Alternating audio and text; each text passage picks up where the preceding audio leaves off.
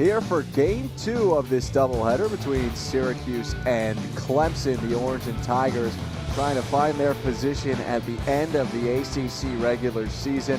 Ben Schulman with the former Syracuse star Faith Kane. And the standings are getting affected greatly by both this series and a couple other going on around the conference right now. Clemson now starting to build a commanding lead over Florida State for that one spot in the ACC, trying to clinch the regular season title. Currently, FSU is in the latter stages of a game against Pittsburgh, but it wouldn't matter what the result is if Clemson wins this next game. They are the ACC regular season champions. Syracuse now tied with Georgia Tech. Let's go to game number 1 between these two just a few minutes ago. And it was another close game. Marissa Gombarda did a great job for Clemson. She came up with that clutch 2-run home run to give Clemson the lead. And 2 freshman pitchers out there in the circle for Clemson and Syracuse. Lindsey Hendricks was able to shut it down for about 3 innings. But then Clemson really started to come back, and Millie Thompson did great in the circle as well, only giving up 4 hits. Syracuse hung in for a while, but could not get the result once again. A series that I think we expected to have some blowouts, frankly, just because of how the Virginia Tech series went last time, has now become really close, and it's become a bit of a battle between our 2 head coaches. In left field, number 16, Aaliyah Logaleo. Clemson and Syracuse, now the series lead goes to 2-0.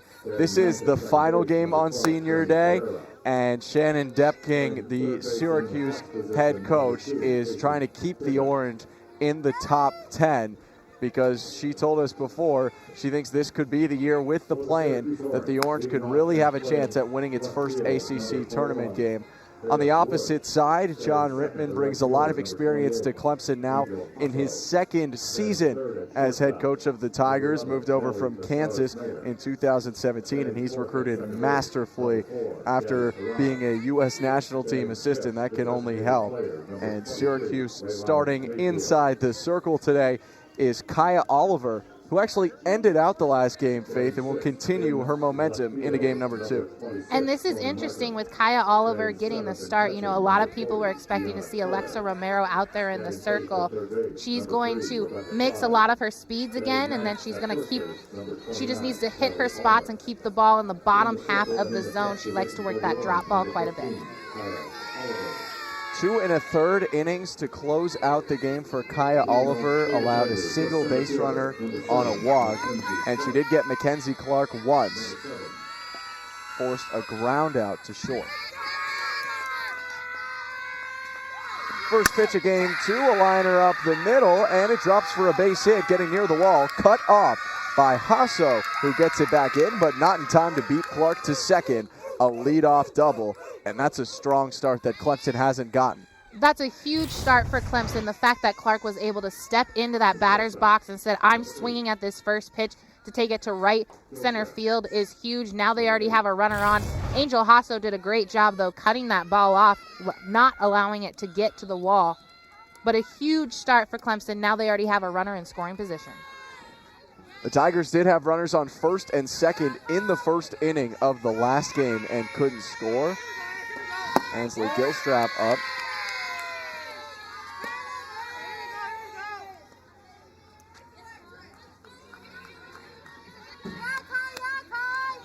Gilstrap had a strong performance in the last game, 1 for 3 with a hit by pitch and a run scored.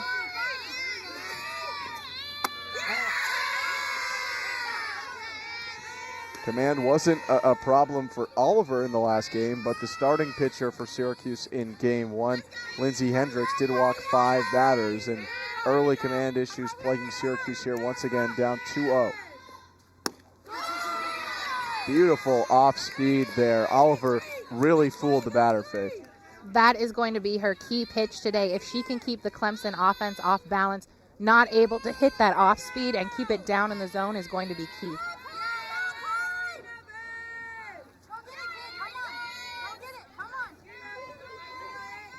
2-1 offering. Outside and a little high. Torres liked the spot and tried to persuade the umpire, but could not.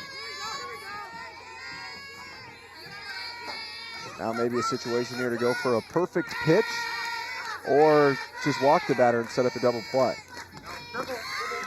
Or hit the batter. Ainsley Gilstrap was hit in a similar situation last game and now is hit again in the first inning as we peer over to the starting lineups for Clemson with Mackenzie Clark and Gilstrap, and now Val Cagle coming up to the plate. The pitcher, number 72, Valerie Cagle. Number 72. Val Cagle pitches again today, and her two-way ability really helped Clemson win the first game of the series, going 7 innings, also picking up a hit and a run. Well, it's huge when you can have a pitcher that's able to do both sides of the ball, and then you also are able to have maybe a fielder who doesn't have as strong as at bats, or maybe is struggling with hitting right now that you can, use in that flex position. So the fact that Cagle can just do both is really, something you don't see a lot of, and she has just been key for this Clemson team. The hot name on the streets right now in terms of two-way players is Los Angeles Angels star Shohei Ohtani, who's doing it two-way in Major League Baseball. And I mentioned his name as a comparison, kind of as a joke, frankly, to John Rittman, the Clemson head coach. And he was like, yeah, well, she kind of swings the same way. So I guess the parallels go further than just the positions that they play. Val Cagle, the Shohei Ohtani equivalent here in college baseball. A grounded to third, bobbled, racing to the bag, trying to tag it. Clyde cannot make it, and Clark is there safely on the error by Rebecca Clyde at third. And that was a good attempt by Clyde. That ball was hit hard back at third base, and she stuck with it, and then she tried to make that diving play towards third, just didn't have enough time, especially with Mackenzie Clark. Mackenzie Clark has crazy speeds out on the bases, so definitely a tough out.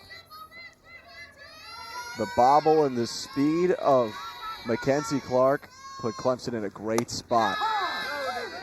Marissa Gimbarda is up with the bases loaded, and her 2-run home run last game was the difference. She'd love to clean them all up right now. This is definitely the hitter that you don't want to see in this type of situation if you're Syracuse. But Gimbarda is seeing the ball well right now, and she has a lot of power, 12 home runs on the year. At this stage in the game, what's more important, trying to stop a runner from scoring or just prioritizing a double play or just getting outs wherever you can? Right now, the biggest thing, you don't have any outs in this situation. You want to get outs. Obviously, you're going for the play at the plate. But overall, you don't have any outs. You want to get the out.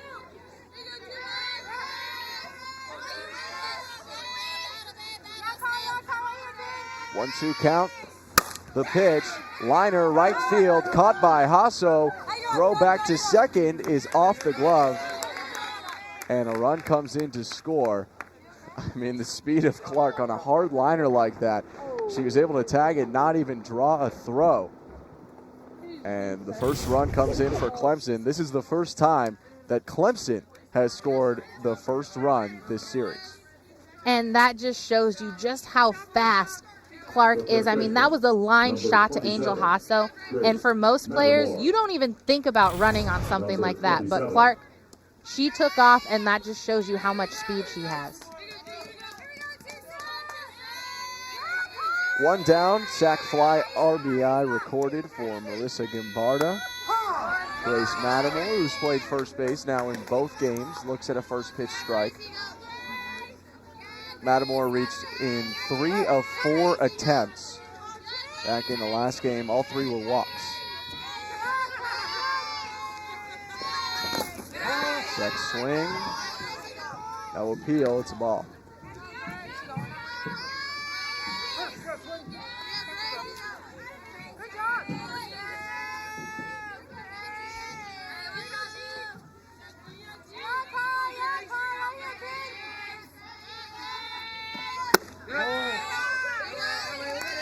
Dialing it up there was Oliver after the off-speed. She went high with the fastball, but couldn't find the zone.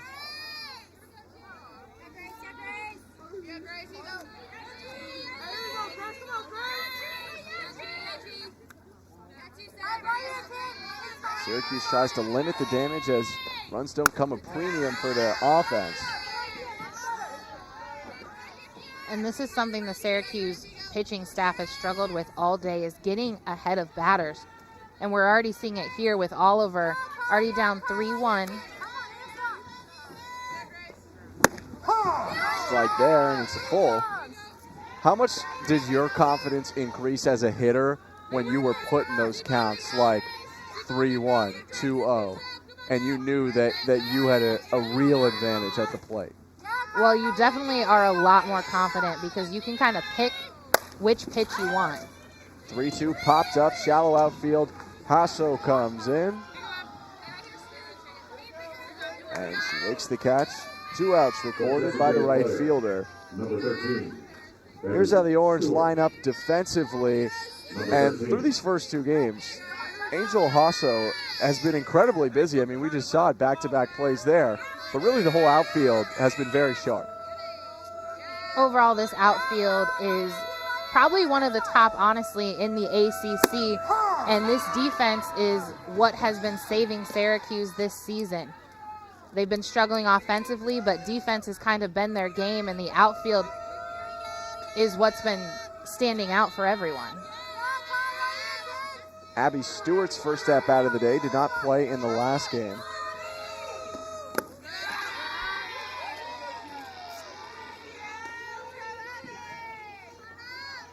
Stewart's hitting .293 and 75 at-bats this season, but she's hitless through her last 5 games, going 0 for 12.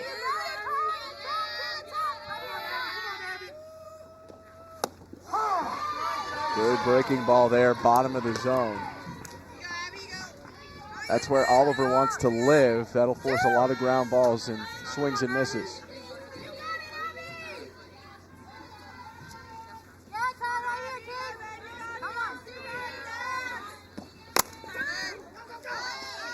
Ball gets away, and the runners are going to advance.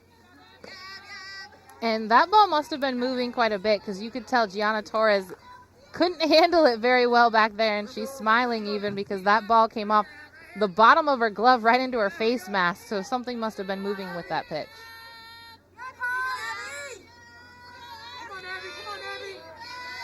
The 2-2. Fouled off the mask.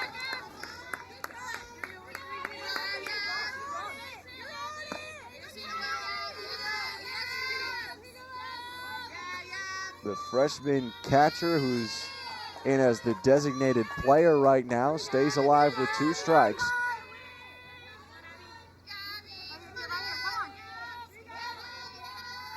Oliver's offering. Outside. Went fastball and couldn't find the corner.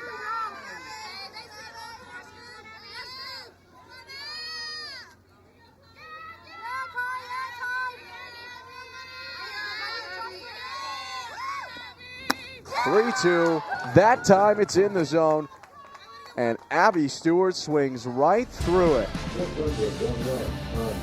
The Orange give up a run bottom of the first inning on ACC Network.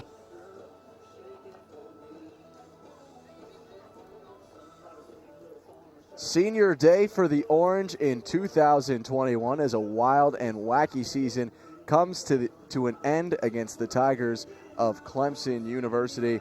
And there's a freshman trying to spoil senior day, one of the most highly touted freshmen in the country, Valerie Cagle, who just throws gas. She is going to throw in the low 70s, and usually pitchers at this level are throwing probably in the mid 60s, so she's throwing a little bit harder energy. Then she's going to have an amazing off speed, and her off speed is about to be 60 miles per hour, which is what some players throw as their fastball. It was around what Kaya Oliver was throwing as her fastball, and the batting order is going to stay the same here for Syracuse despite only scoring 2 runs in this game. Coach Depking decides that those 9 are the best to go out and try and take on Cagle. You know, and really for the first half of this entire season, it's been just recently where Coach Depking has kind of kept her lineup at least a little bit similar. For the most part, for a while, she was really mixing it in, and players were kind of, we had Gabby Teran leading off the season at some point, and, a lot of players were mixed up. It seems like this is the lineup that she's felt the most comfortable with. First pitch ground ball to Matamore, and that's an easy out recorded to start Valerie Cagle's day. The right fielder, number 28, Angel Hasso. Number 28. Angel Hasso's first shot, 0 for 3 with a strikeout, and she also lined into a double play, but made solid contact on that in the last game.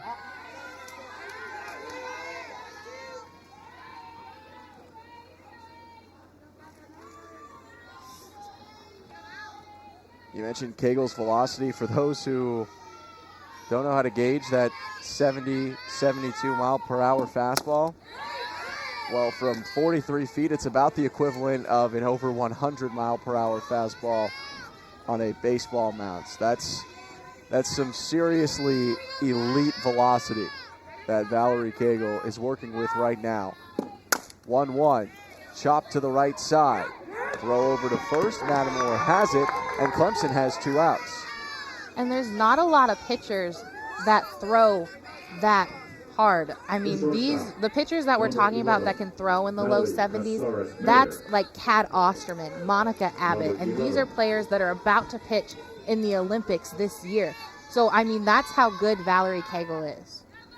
And she's playing for a U.S. national team assistant coach, so maybe getting a little bit of an early tryout here during her college career for what could end up being a successful career beyond. The good thing for Syracuse is they have seen her before, and Shannon Depking talked about how the more and more that her team sees, the more information they'll collect, and it's not going to get easy by no means, but it'll get easier to start timing up Cagle. Grounder over to short. Gilstrap has it. Back to first. 3 quick outs for the Orange. Cagle is dealing early, and SU sends it back to Oliver in the top of the second.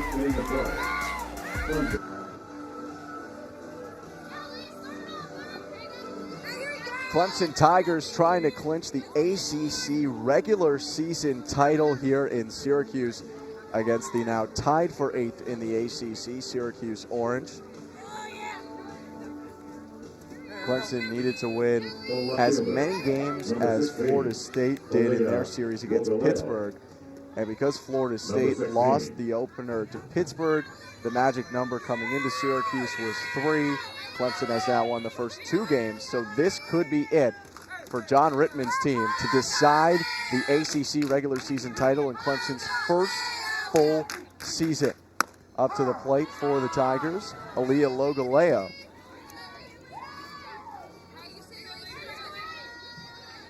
Logaleo had a pivotal fielder's choice in the 3rd inning on a botched transfer from Tehran to Caceres Mayer. And that scored the first run for Clemson. Then later in the game, Logaleo singled and was knocked in for the 4th run for the Tigers. You know, and Valerie Cagle isn't the only versatile player on this team. I mean, Logaleo also started at 3rd base last game. Now she's in left field. She grounds it to short, throw back to first, 1 out. That's a completely different type of game when you're going from the infield to the outfield. And, you know, usually when you come into practice, you're only working either on the dirt or you're working in the grass. And so she must be coming in, getting both sides of practice. And that positional versatility, that's not just displayed from her, but a couple people who have changed positions for this game compared to last, allows for Cagle to play in whatever position she needs to play that day. So the versatility, I think, really works to the strength of John Rittman's roster.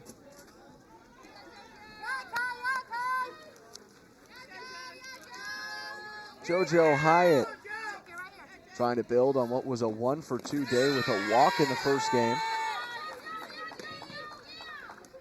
Hyatt doubled in the 4th run.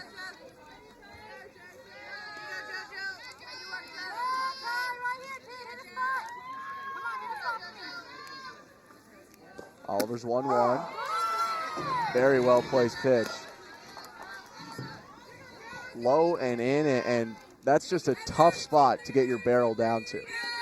Well, when Oliver's able to work inside with that low drop ball, and then she comes back, with her changeup on the outside corner. That's super, super tough to hit, because that inside drop ball is something that you really have to adjust to and try to get underneath so that you can elevate it rather than do a simple ground ball. But then having to wait and try to take it to the right side on that changeup on the outside, that's a hard adjustment. Trying to finish this one, 2-2. Shot to the right side. Tehran relays over to first. 2 ground outs to start the top of the second.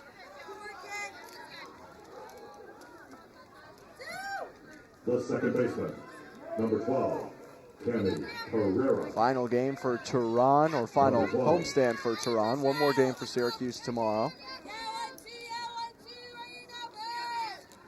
She came up with a clutch hit in the first game, now playing some good defense for the Orange. As Syracuse works on Cami Pereira, bunt laid down, picked up by Kaya, who sends it over to first. And a covering Tehran ends the inning. Quick work from Kaya Oliver, a 1-2-3 inning. And we head to the bottom of the second with Syracuse.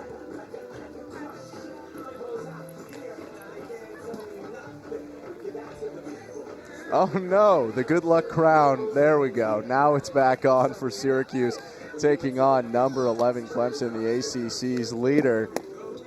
And, you know, when you're struggling to get runs, but you're also hanging in with one of the best teams in the country, maybe a good luck crown can spark the Syracuse offense against this gladiator in Valerie Cagle. Yeah, that was Alex Acevedo, and this is her final weekend here at Skytop as a senior. And I just noticed, you know, everyone was going around touching the crown, and it just looks like Syracuse is having a lot of fun in the dugout, and that's really what this team is all about. You know, even though they've lost 6 games in a row, you could not tell by their attitudes. A little balloon versus pool noodle fight went on there with Alexa Romero and Paris Woods. And now Gabby Tehran, one of the other seniors, is trying to get things going offensively for Syracuse. Whiffs on that one, 0-1. Tehran 1 for 2 with a single, a run scored, and also laid down a sacrifice bunt back in the first game. Now, Tehran didn't have a hit off Cagle on Friday, but Coach Depking said one thing that they were doing is, you know, they were putting the machine closer, or the hitters closer, so that they could really work on that 70-mile-per-hour speed. And one of the people that really was able to adjust really well is Tehran. And you just feel like the more you see it, the less daunting it's going to get as Tehran fouls it off. Well, it definitely, I mean, speed is a lot. So to adjust to speed is one thing, but it's when it has movement. That's when it's super, super hard. And Cagle has all of those things all together. You know, she has a great drop ball, and then she comes back with a changeup that is most people's fastball. 1-2, elevated a pitch there and couldn't get Tehran to chase.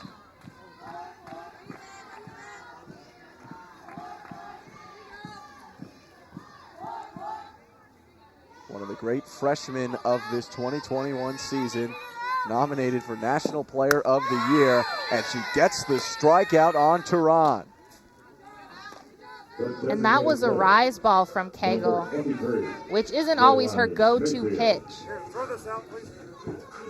But she's just dominant in that circle. I mean, one of the top 10 finalists for USA Softball Collegiate Player of the Year. And I mean, she's among names of Sis Bates, Jocelyn Allo, Rachel Garcia. And I mean, she can do 2 sides of the ball. She can hit, she can play defense, 3 sides really, and pitch. So I mean, she really is a player that you don't see very often. She's more than a 5-tool. She's got all 5 tools as a player, and then she pitches as well. Mayfield puts a charge into the ball, and that's not going to be caught. Gimbarda couldn't get to it in right field, and Mayfield stands on second base.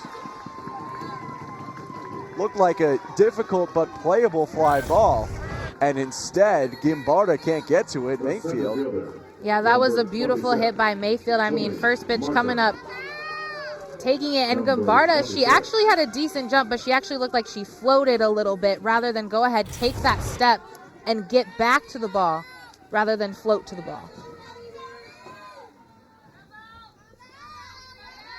Pinch runner into the game. Never mind. Another ball driven to right field. This has got a shot. It's gone. Gianna Torres gives Syracuse the lead on a 2-run home run. And the impenetrable Cagle has been beaten now for a home run, and Syracuse takes the lead. And that was Tony Martin stepping up and coming through clutch, and it looks like she's going to get crowned the queen because, of course, I mean, this was a huge hit for Martin. This is somebody who has struggled in her last few series, and the fact that she has stepped up, she's like, this is my senior day, and I am not going to leave anything out here on the dirt. Tony Martin now with 4 RBIs on the day. Had 2 in the first game on a double, 2 more on a home run. Still Syracuse, every single run scored on extra base hits so far this series. But for the first time, Clemson takes an early lead and Syracuse strikes back, and now Torres chops it high down the first base line. Easy play for Matamore. The third baseman, number 3, Rebecca Clyde. Number 3. She's pitched incredibly well, has Valerie Cagle, but 3 home runs for Syracuse now against her in 8 innings. You know, maybe one advantage of the velocity is if you make contact with it, it's got momentum. Well, that's the thing. When you have a harder pitcher, you really just have to get the barrel to ball because overall it's going to fly. And that's what's nice when you see a fast pitcher like this. Rebecca Clyde takes her shot, was 0 for 2 in the last game before being relieved for her final at-bat. Inside, takes ball 2.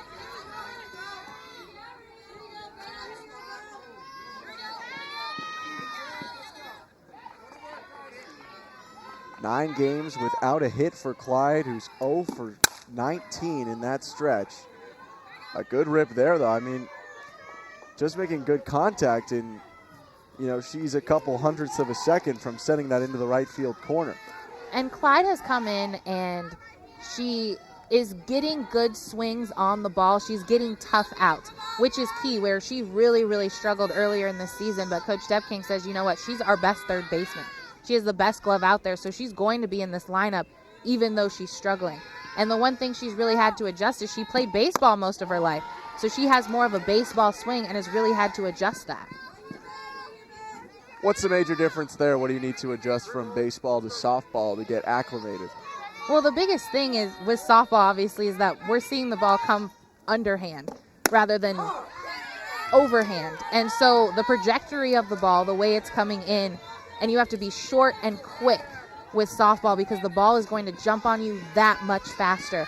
And you're actually, anytime in softball, you're going to have less reaction time even when you have in baseball. So that's just her biggest thing, is she's got to shorten her swing and get quick to it. Good work there to work the count and get on base for Rebecca Clyde. It's her first time on today. And a two-out base runner for Callie Almer. Number 29.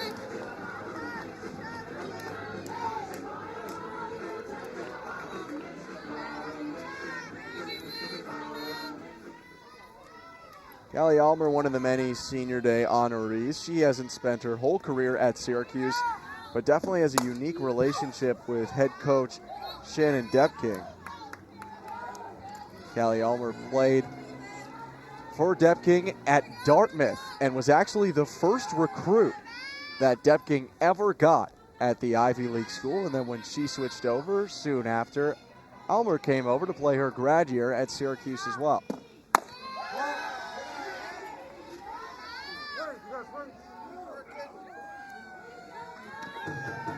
One thing that Depking did say, though, was talking specifically about Almer's ability to hit her. She asked us, do you know how many people in the Ivy League throw 70? And the answer was none. So it's been an adjustment for Almer, who gets a good barrel on the ball there, but just late and it's foul.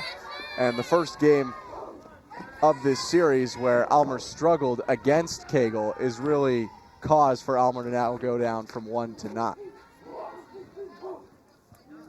Well, Alma really stepped up during the Virginia Tech series. She was able to hit Rochard pretty well. And so Coach Depking, said she had the hot bat. But coming into this series, seeing 70 miles per hour, that's a completely different story. 1-2. There's such a big difference in softball with the Power 5 conferences.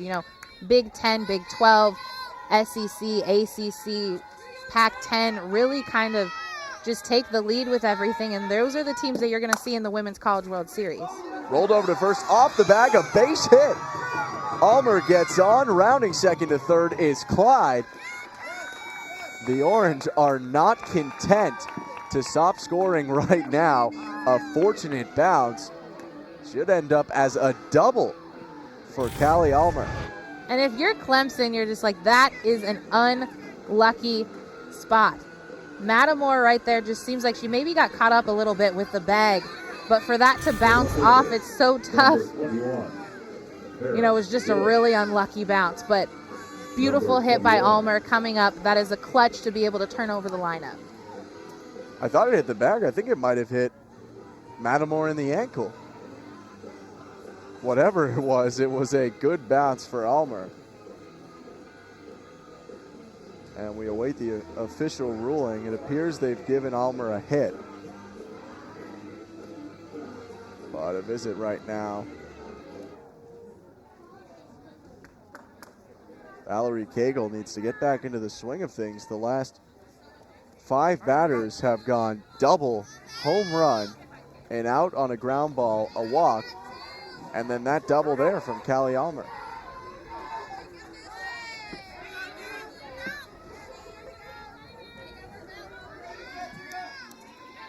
A win in this game would allow Clemson to ease up a little bit tomorrow, rest some of its players before the ACC tournament. It has been ruled a double, by the way, for Almer. And now a ball on the ground for Woods. Over to second, bounce, not in time. Infield single and an RBI for Paris Woods. Syracuse has broken the 2-run plateau. The Orange are up to 3. And that was great base running by Almer right there. She was all the way at second base. So right here, you can see that Gilstrap goes over to Matamore, and when you're playing first base like that, you have to be heads up. You cannot get lazy. You need to make sure you're watching all the time because those trail runners are going to come in moments like that. A 2-run infield single. And now another ground ball, Tapper. And that'll be Cagle doing it herself to end the inning, but not before the Orange score 4. Syracuse with a big blast from Tony Martin to get the scoring started. And she's had a couple big hits. This one, the most recent. And this is what started it off. Oh, Tony Martin is definitely out of her hitting slump.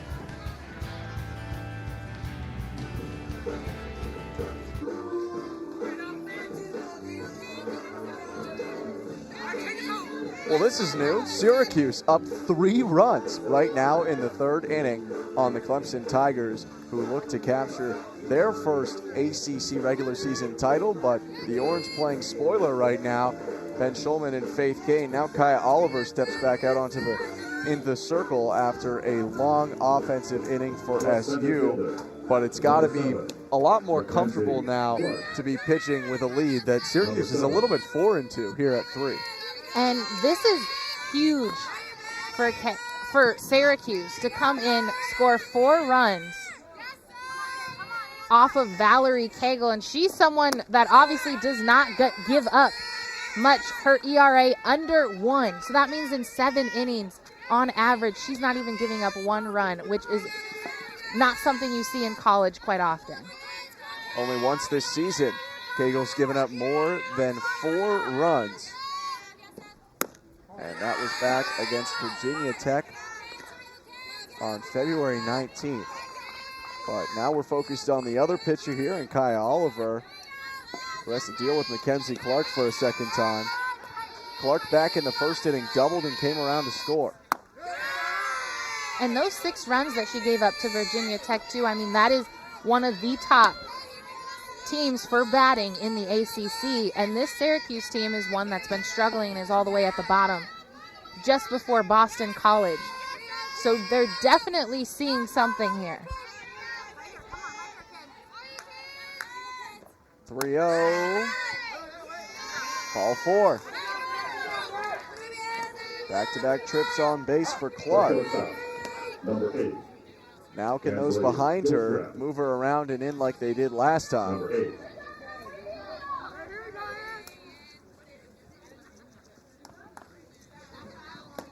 Kaya Oliver pitched the last 2 1/3 innings of the last game, so she's almost into inning number 5 here in terms of work. You wonder if Lex Romero potentially could start getting warm for Syracuse at some point. You know, I think Coach Depking is definitely going to ride Oliver as long as she can, but once she starts getting shaken up, it's definitely going to be a quick switch. And maybe she throws Romero to close out this game. Maybe she gives him something else with Gustav. But overall, if Syracuse keeps this lead, I think the best choice to do is to put Alexa Romero out there in that circle and let her shut it down. First, Oliver might have a couple more innings to get through. See Romero warming up right now for Syracuse. Ground ball from Gilstrap to third. A long toss across the diamond off the top of the glove of Almer. Clark goes to third. Staying at first is Gilstrap. It was a tough play, but one that looked like it was in the bag, and Syracuse doesn't convert. Almer's had a lot of struggle over there at first base with just catching balls today. I mean, Reba Clyde did a great job getting that ball across the diamond. That's a long throw, but anything that touches your glove, you have to catch. Even if you have to sacrifice getting the out there, a leaping Almer at least saves a base. Clark ended up advancing to third because the ball got past. They give it a throwing error because Almer had to stretch up.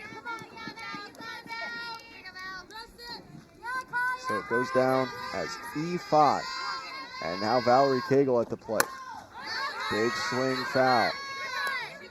Scary thing about Cagle is, yes, she's not pitching awesome right now, but does that fuel some aggression into her batting, where she represents the tying run here in the top of the third? Well, what's nice when you're a pitcher and you also know how to hit, you're kind of like, you know what? Okay, I gave up 4 runs.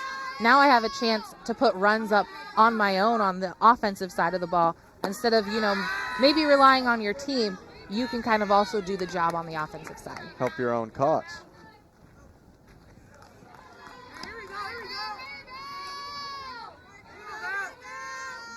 And that's been a fairly successful task this season for Val Cagle.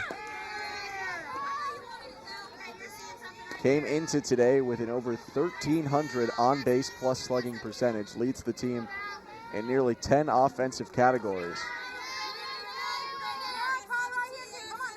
One of them being home runs.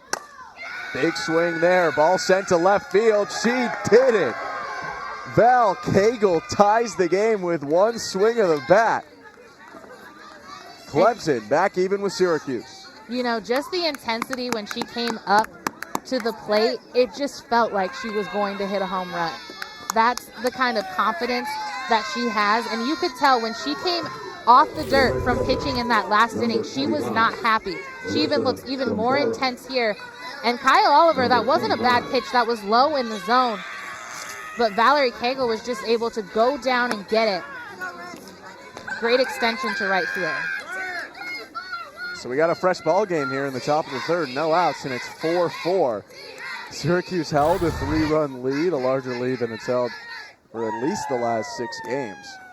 And in a matter of minutes, it has been erased by Val Cagle, who has now retaken the lead from this batter, Marisa Gumbarda, in home runs on the team. Cagle has 13, and after Gumbarda's home run last game, she has 12.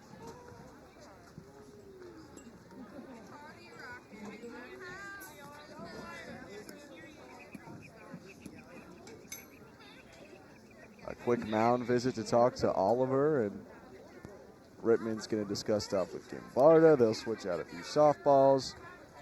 Lex Oliver, you can see in the background, appears to still be working in the pen. Could she come into this game soon?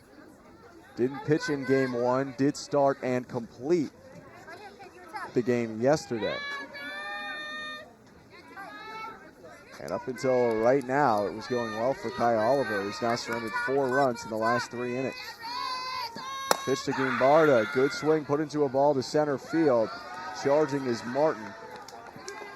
Catch on the run, 1 out. The first baseman, number 27, Grace Matamora. Number 27.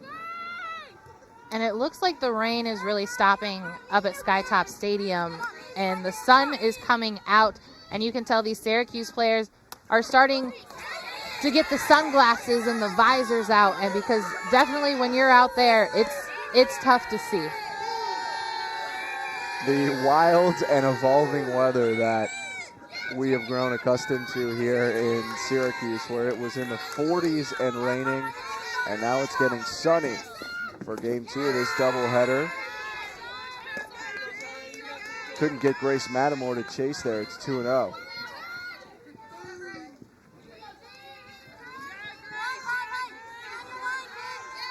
Matamore 0 for 2 in the 2 games combined today. 3 walks. En route to a 4th. Not hitting for a great average this year. A pretty mediocre 266, but the Orange haven't challenged Matamore much. There's a 3-0 right down the middle.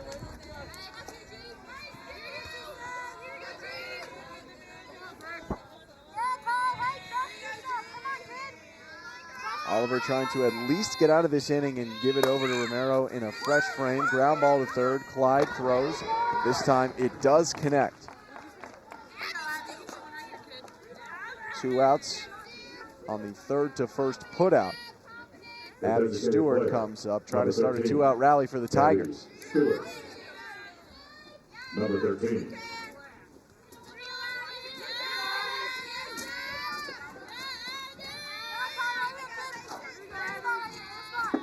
Struck out swinging the first time, and Stewart looks at that one.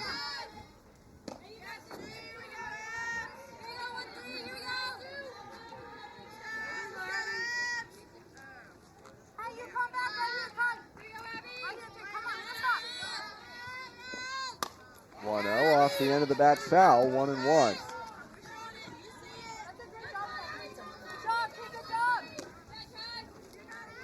Abby Stewart from Snow Camp, North Carolina, which is a very small town about an hour west of Raleigh. Fewer than 4,000 people live in Snow Camp. 1-1. Popped up, foul territory, not playable. And, you know, now that the game is tied at 4, I wouldn't be surprised to see possibly Romero out there in the circle next inning.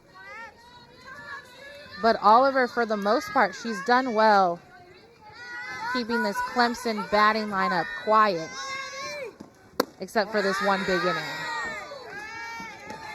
And even with the home run given up, untimely errors just continue to bite Syracuse.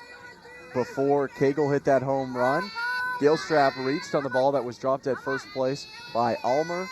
2-2 pitch, fouled off. In the last game, Gimbarda hit a homer, but not until Cagle reached on an error at first base. And then the first run that came in for Clemson in the first game today came on a failed fielder's choice on a bobble at second. So just not stingy on defense when they need to be. 2-2 is golfed into shallow left field, maybe not even getting there. It's caught at third in foul territory by Clyde to end the inning. Cagle did struggle pitching, but she far from struggled at bat, and she's tied this game up.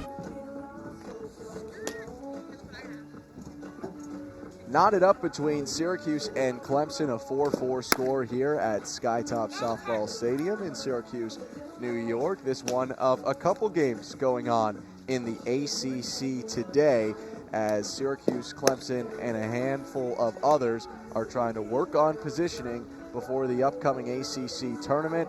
already finals here. Florida State won a nail-biter over Pittsburgh, and Notre Dame beat Boston College 10-2. The FSU Pitt game really concerns these two teams in Clemson and Syracuse. Number 11. Faith, I mean, just like this series, I'm pretty surprised that Pitt keeps hanging in with Florida State, one of the best teams in the country. It's extremely surprising, and the fact that Pitt was able to win last night is huge for Clemson to be able to take this title. Leading off this inning, Nelly Casares-Mayer, slow roller to first, one out. Syracuse led 4-1 last time they went back into the dugout after a home run from Tony Martin and a two-run infield single by Paris Woods. But that woman in the circle, Valerie Cagle, said, well, if I need run support, I may as well create some of my own. Hit a 3-run homer, and now she takes on Gabby Teran, who has struggled immensely against Cagle in this series. In the last at-bat, Teran struck out swinging, and the first time that these teams played, she went 0 for 4 with 3 strikeouts.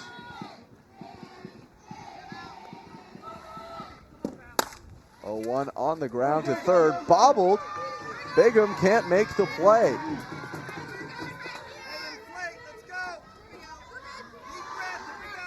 And it's the defense really that's kind of struggling on both sides of the ball here today.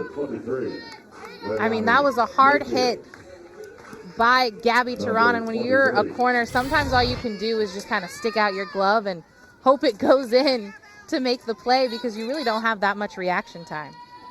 Bigham, the designated defensive player, not batting for Clemson right now, makes the error. And the Tigers giving up base runners for free, just like Syracuse did in the last inning. Can Leilani Mayfield capitalize, though? She got everything going back in the second with a double over the head of Gimbarda in right. Ground ball to short. This could be 2. It won't be. A quick and likely ill-advised flip there to second. Means a failed fielder's choice and another free base given up to Syracuse. I don't really think there was time here, Faith. I feel like the move was to first. And, you know, right there, that was a hit and run call for sure, because Gabby Teran was going for the steal already. So sometimes maybe Gilstrap was thinking too quickly and made that error with not a very great throw to second base. But, yeah, definitely, I think the play was at first. You got to just get the out.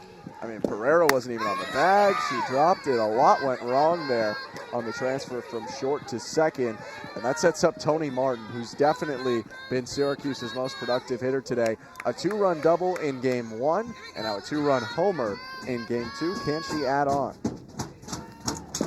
Swinging this there on a low pitch. That's exactly the pitch that Shannon Depking doesn't want her team to go after. She specifically mentioned the low drop ball that starts near the knees and ends up falling more to the shin ankle area. Well, the one thing that Tony Martin definitely struggles with is when she has some great at-bats and some big at-bats, she likes to expand the zone because she's feeling really good up there in the box. And just once in a while, it's just like, you know, you just need to hone in and still just look at strikes, because especially now, Valerie Cagle doesn't want to give her anything good. The last play was scored an error on Pereira with the drop at second. 0-2 pitch. Good layoff there. Runner going to third in time. Gabby Teran snuck over to third base when that ball got away from the catcher, Hyatt. And you know, one thing that we're really seeing from Clemson right now is it just seems like a lot of slow moving. You know, on a ball like that, you need to make sure you grab that quick and get it over to third, because these runners are going to take as many extra bases as they can, and I just see a lot of slow moving from Clemson right now. Mayfield took second, but Martin strikes out on another low pitch out of the zone. And it's all up to Gianna Torres to try and knock some runs in here. First, the Clemson defense is going to convene. Gabby Teran and Shannon Depking having a conversation at third in what will be their final series together as coach and player. Today is senior day. And Gabby Turan has that extra year of eligibility because of COVID, but she's actually decided to move on. She has a job down in Dallas, Texas. So she is going to be definitely someone that this Syracuse team is going to miss. Depking said she'll be working for J.P. Morgan. So moving from a successful baseball career potentially to a successful professional career, but still got some time, 60 feet away from the plate. If only Gianna Torres can get her there, the left-handed hitting catcher.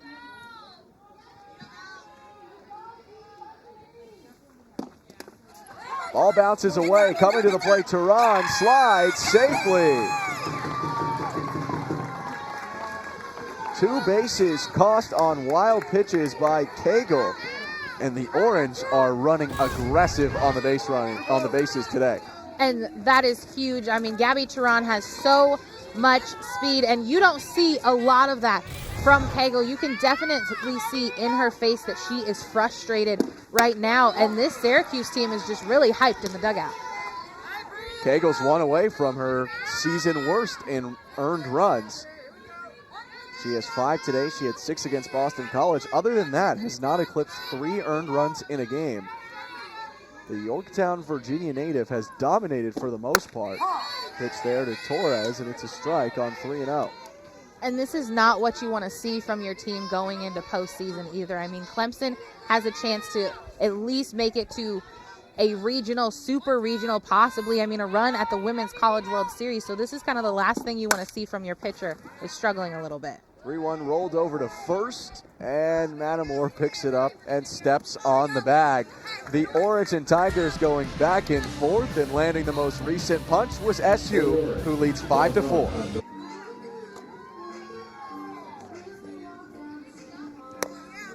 Syracuse has the lead. Why not bring in the ace? Alexa Romero comes into the game to start the top of the 4th inning with the Orange up 5-4.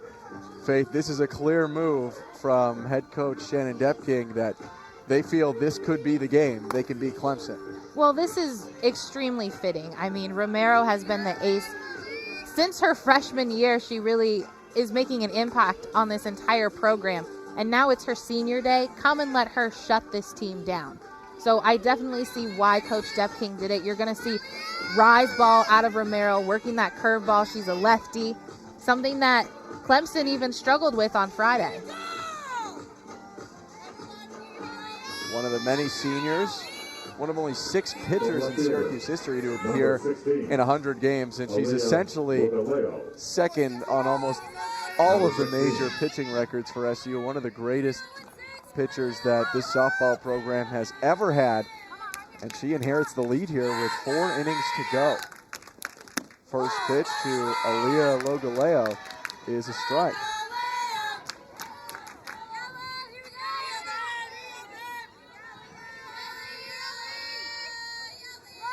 Logaleo grounded out to short to begin the 2nd inning.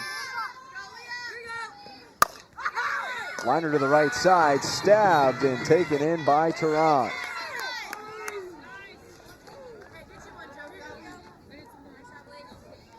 The catcher, number 23. With Romero coming in this inning, the book has closed on Oliver for the day. 3 innings pitched, 2 hits, 4 runs allowed, 3 of them earned, a walk and a strikeout. Now up Jojo Hyatt. And you're not always going to get that call from the umpire. That looked to be in the strike zone, but Torres set up outside and had to reach across her body, which occasionally deceives the man behind. Instead, he decides to credit the strike there. Doesn't give one there, though. It's 1-1. Well, one thing Coach Depking has said with Torres is, you know, she thought she was recruiting a big-time hitter, but Torres has really struggled on the offensive side. But now she's actually doing really well behind the plate. You know, without her back there, Romero wouldn't get some of those calls. She's starting to frame up well, according to Coach Depking, and, you know, really vocal back there. You see her this entire game, and she's constantly talking to her pitchers. And you have to have that dynamic between your pitcher and catchers. You just want someone that can really calm you down and knows what's working and what's not, and can really work with you throughout. Torres, one of the younger starters on this team as a sophomore. Looked like they were trying to get Hyatt to chase high there. Torres liked the pitch, but the batter Hyatt did not. So Romero's going to have to reach back into the bag of tricks and try something else. 1-2, outside.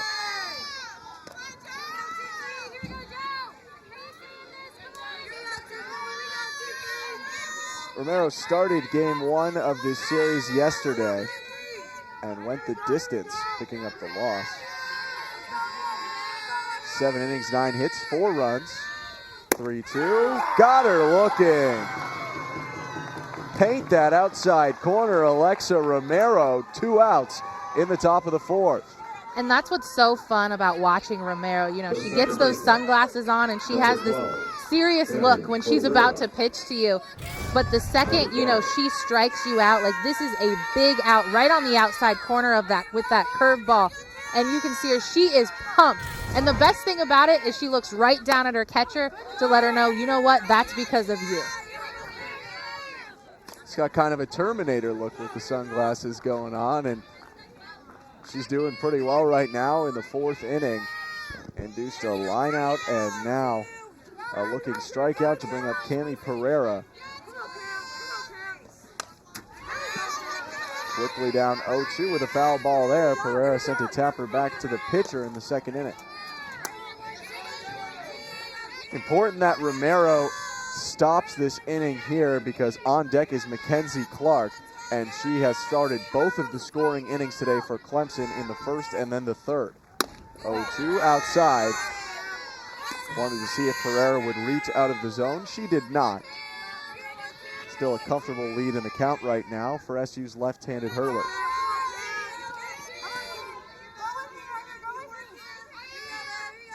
The 1-2. Fouled off.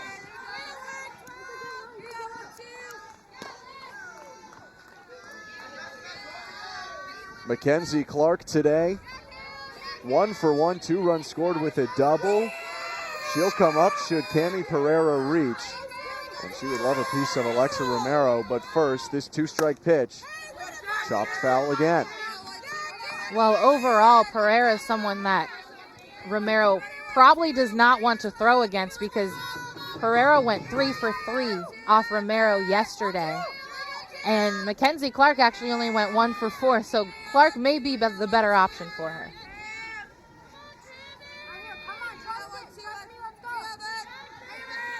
Let's do the 1-2 again. This time she gets her swinging.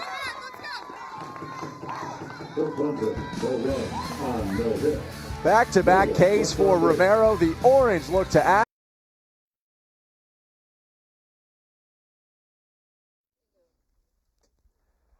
Alexa Romero having quite the day right now. That last inning ended with a pair of strikeouts. Now can the Orange take over on offense here on Senior Day? Romero trying to show up and show out for the Orange. And she's one of, if not the most important senior around right now for SU, Faith. And you could see her family in the outfield there, too, with that big fat head of her. But they, I know, have always been huge supporters ever since her freshman year. But she really has been key. She's going to be someone that this Syracuse team is definitely going to miss on the pitching side. She has really been the only pitcher that can really go the distance. Yeah, Deb King says she does not know where Syracuse would be without Alexa Romero. Right now they need some offense. Trying to get it started. Clyde grounds the ball through the hole in the left side, a single. And that's huge for Clyde. She looks like she's just getting better and better every time she steps up in the box and more confident because she has really, really struggled. And the fact that she's coming in swinging at the couple first pitches just shows you that she's feeling better in the box. That snaps a 9-game hitless streak for Clyde, who was 0 for 19 over that stretch. Now she's on first, and Valerie Cagle's stuff, it's just as hard, it's moving just as much, but it's not playing right now. Ulmer misses on a bunt there. And with Cagle, too, if you're watching her speed, she's actually starting to hit the mid 60s, upper 60s. And we've seen in the past, she's hit 75 before. She's usually hitting 71, 72 consistently. So the fact that, you know, her pitch, maybe it's not jumping like it usually is. Maybe that's where the struggle is. Could be fatigue potentially. I mean, no one exerts themselves on both sides of the ball like Valerie Cagle does in this conference. But she's got the 0-2 advantage on Ulmer. Pitch. Strike three. Waved at and missed by the SU first baseman. One out for Cagle. Number 21.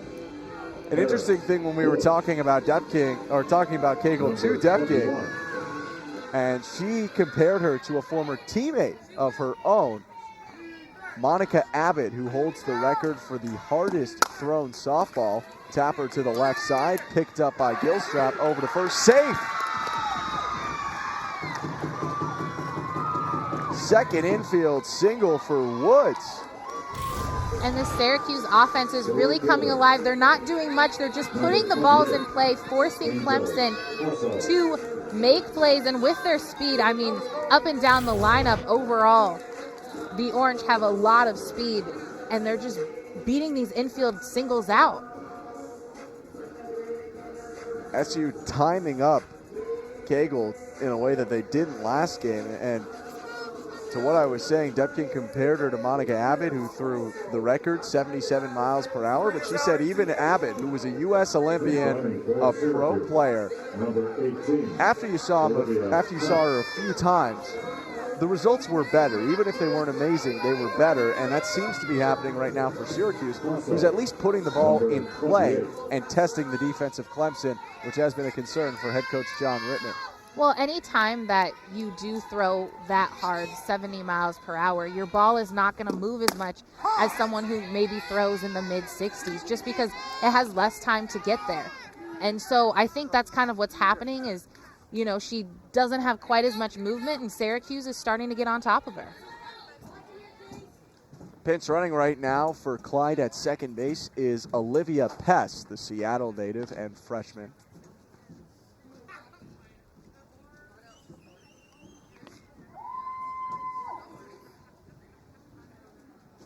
And a quick conversation here between Angel Hasso and Shannon Depking.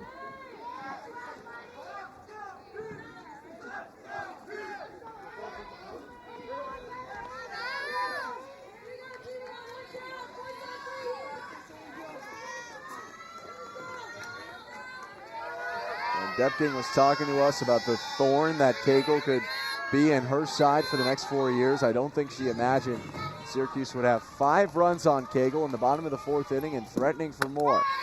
Swing and a miss from Hasso, and it's at 0-2.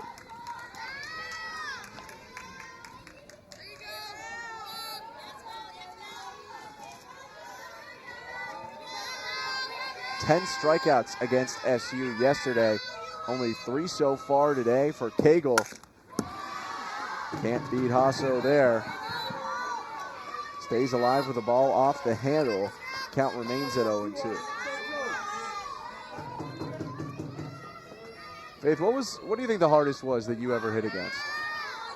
You know, probably the toughest pitcher I ever faced really was Kelly Barnhill, and she threw in the low 70s just like Cagle did. And I actually remember when we were playing in the game, Kelly Barnhill came in to pitch.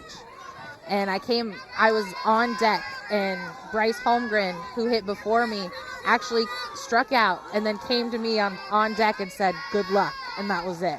And usually you get a little bit of a scouting report. And so when I went up there, I was, thinking like, why is everyone looking crazy hitting off of her? And I went up there, first pitch, I thought it was down the middle, but it ended up over my head. So she was very tough to hit off of. The velocity of Cagle hurt her there. A drop third strike on a ball all the way back to the backstop gives Hasso first base. Or rather, it doesn't. First base was occupied, so it still counts as a strikeout. But the runners do move up to second and third. It's the 4th K on the day for Cagle, who now has 2 outs here in the bottom of the 4th inning. It's been a couple conversations at the mound with Cagle on the Clemson side. With how prolific their offense is, you think Cagle's just got to keep it close for at least another inning or two until they can bring someone else in. Overall, if Cagle can just keep the game close, I think Clemson has great at-bats that they're going to come in and, score some more. So Syracuse is definitely going to want to put more on the board. But also the way that Alexa Romero has been fired up and out there in that circle, I don't know if anyone's going to be able to score off her either. Syracuse definitely has the momentum. You can tell Clemson is very quiet right now. They're a little bit slow-moving, tense. And Syracuse is super loose, having a lot of fun over there. So they definitely have the momentum. Despite the success of the Orange, someone who's been really quiet today, Nelly Casares-Mayer, no hits, 0 for 4 with a walk. This is exactly the spot, though, that Shannon Depking wants her up in. Runners on second and third, and a chance to knock in some runs. She leads the team in RBI.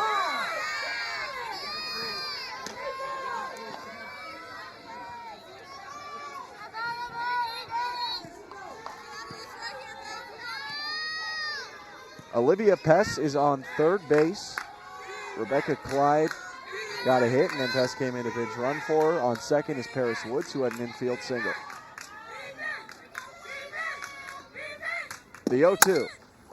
Chopped on the ground towards second. Diving stop, Pereira throws to first.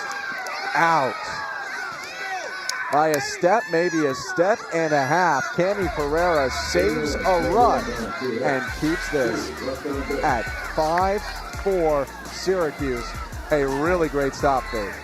Beautiful stop and just the kind of pump up that Clemson needs.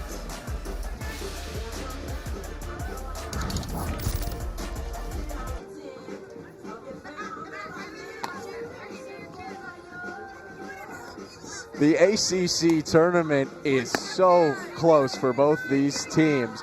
Just this game and one more regular season matchup tomorrow until Clemson, who looks to be in line to finish in first in the ACC, and Syracuse, who could be in that 8-9 matchup that ends up playing the 1 seed in the second round, go into the ACC playoffs. Faith, a big thing for Syracuse. They haven't won an ACC tournament game, but they've gotten so close. Every year, for the past 3 years, it really has been close games, losing by 1 run. They lost to Louisville 2 years ago, and it was by 1 run on 2 hits. So, they're right there, and I think out of all years, this is the year that they can do it. The last ACC tournament, it was a 4-3 loss to NC State to start this inning. Mackenzie Clark got hit in the back, and she's fired up about it. Alexa Romero's first base runner allowed since coming in. But Pi Clark continues to get on base. And you can tell they are pumped up. You see Clark looking at her dugout, and they're just trying to get the momentum coming their way because they knew Syracuse is pumped up and ready to go. And one thing you notice on Clark, too, right when she gets on base, she puts that sliding glove on her hand. And the reason why she does that is so, no one steps on her toes when she slides in and, even with the dirt. Tried to steal second, and Torres nabbed her. And that was a big out for Torres. That's something Syracuse softball has been struggling with, throwing runners out. It was almost like an automatic that someone would go to second base. And for Torres to come up big, and that was really a bang play. Clark does not get thrown out, and Romero looked right at Clark and said, "Let's go." So the hit by pitch is erased by a laser from the sophomore catcher. And with 1 out now, Ansley Gilstrap comes up. This is the first time Gilstrap is hitting today without Clark being on base. And already down 0-2. Gilstrap has found a lot of different ways to get on today. Hit by pitch, had a single in the infield, another hit by pitch, and reached on an error. 0-2, outside with the fastball.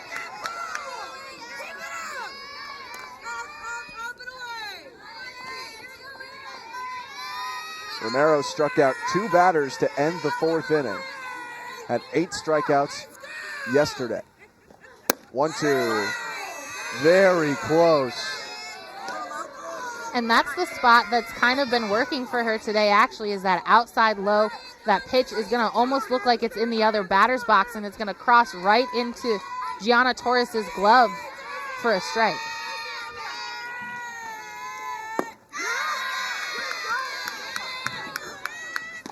From 0-2 now to 3-2. Gilstrap attempts to sneak on base once again.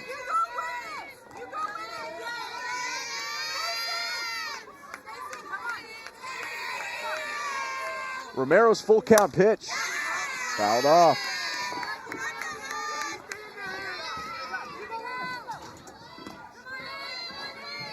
A game that, or rather a doubleheader that we've been following throughout both games today, the Florida State-Pittsburgh matchup.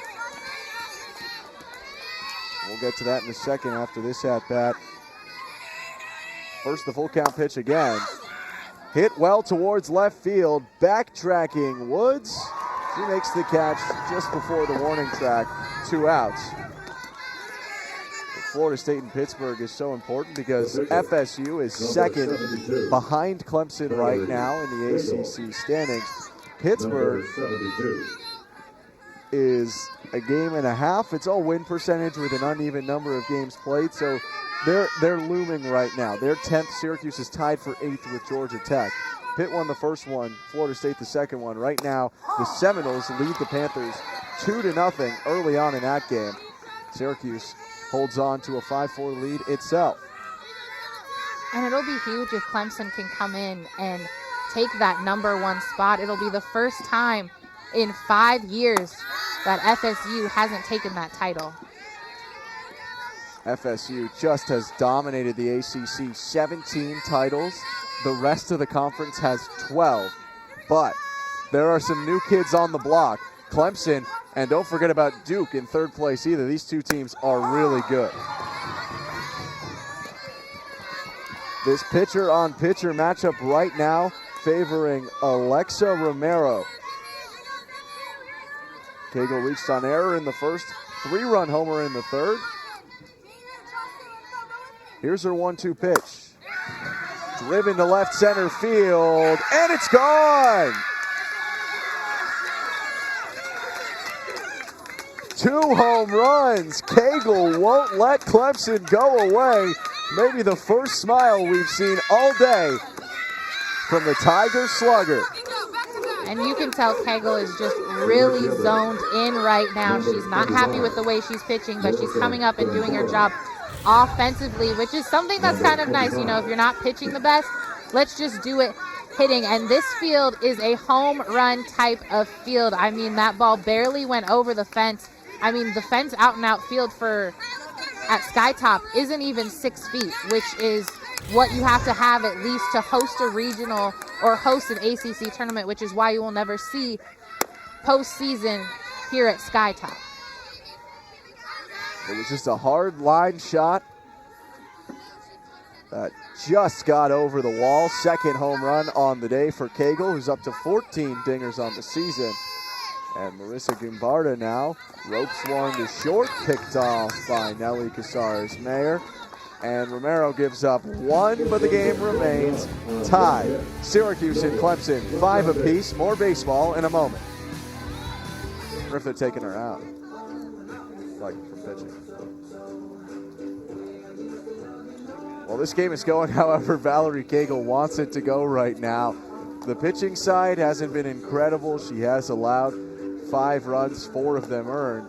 But on the hitting side, 2 home runs accounting for 4 runs.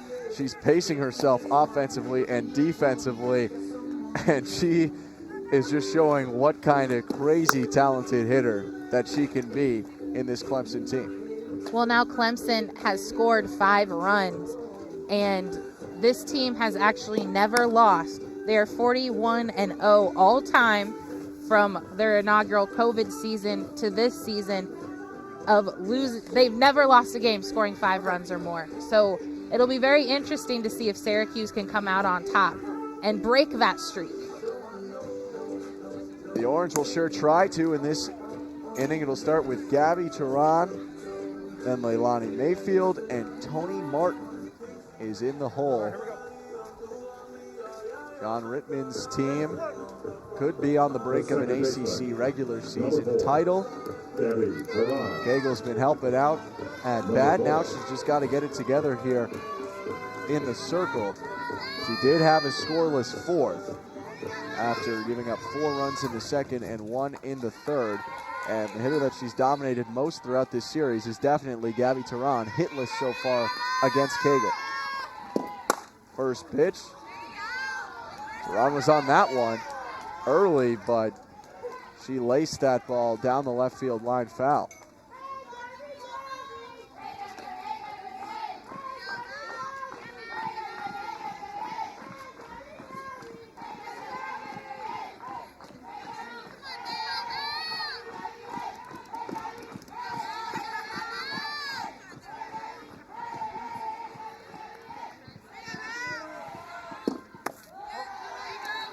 In the dirt, 1-1. The Syracuse dugout really trying to fire up Gabby Turan right now. Faith, do you have a favorite like chant or cheer from your time with Syracuse that you guys used to say for some player? You know, not specifically for college, because, you know, in college we're just kind of, you know, yelling whatever kind of comes into our head. But, you know, when you grow up playing travel ball, you have so many different songs and things that you guys just, you know, that everybody just plans out. Turan hits this one well to center field, backing up Clark to the wall, and she robs a home run. Kai Clark leapt over the wall and stole it back from Gabby Turan to keep this game tied at 5.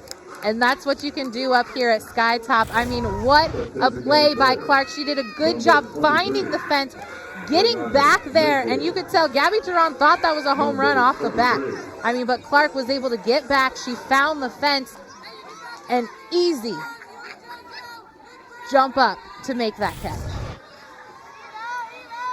Allowed out to start this inning. The defense now supporting Cagle, who nearly gave up a 6th run there, which would have matched her season high.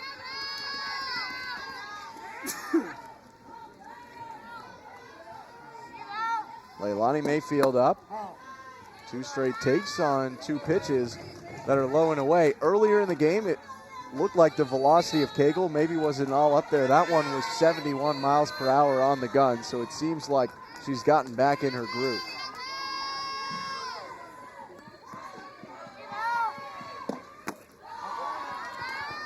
Can't elevate the ball into the zone, though.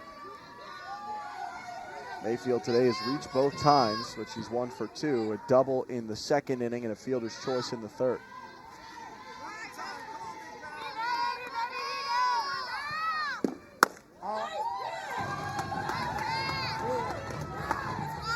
A walk to Leilani Mayfield, and that last home run, or robbed home run, was quite the play by Pi Clark, potentially one that you might be seeing on SportsCenter tonight. Definitely something we could probably see in the SportsCenter top 10.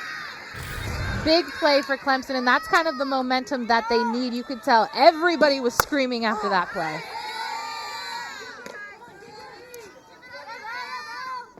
The Orange offense, though, with its best weapon in this series at the plate right now, Tony Martin, who has a home run today.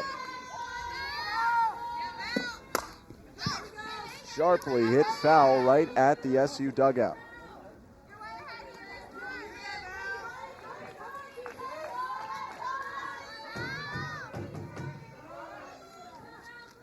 Two RBIs for Martin today. 2 RBIs in this game, 4 RBIs today because she had 2 in game 1. Check swings, strike 3. And that's the pitch that this umpire loves to call, that low outside, and you got to protect no matter what. If you really struggle with that outside pitch, you got to scoot up on that plate and at least try to foul it off.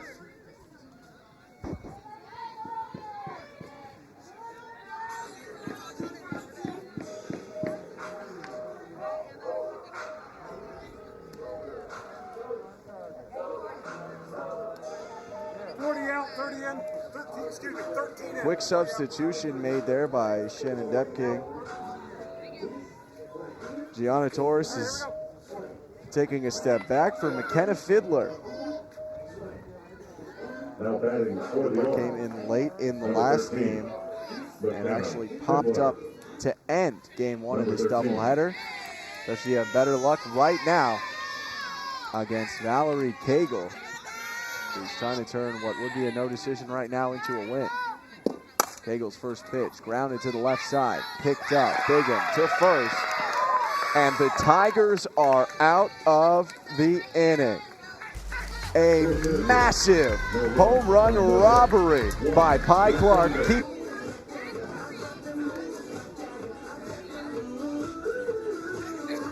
Mackenzie Clark has been making a lot of noise for the Clemson Tigers in this game, and she might be the reason right now that Syracuse and Clemson are tied at 5, robbed what looked to be a home run off the bat of Gabby Tehran to start the 5th inning. Now the Clemson offense tries to turn that defense into offense here. Grace Matamore, Abby Stewart, and Aaliyah Logaleo are coming up for the Tigers. Got to be a bounce back inning here for Alexa Romero, who gave up a home run to Cagle back in the 5th. Well, definitely coming off a big play like that, you just want to translate it over to your hitting. And you can tell this Clemson team is really pumped up. You know, usually during the season, Syracuse is the loud team in the dugout. They're the ones that are cheering and super pumped up. But Clemson's giving them a run for their money. On the field, Syracuse, though, giving Clemson a run for its money because, once again, Faith, I'm honestly surprised that these games have been incredibly close between what a team that could go to the Women's College World Series and a Syracuse team that would probably need to win the ACC to even get into regional. Definitely, this Syracuse team is going to have to win the ACC tournament if they even want to make a regional. And here Clemson is coming in, probably hosting a regional.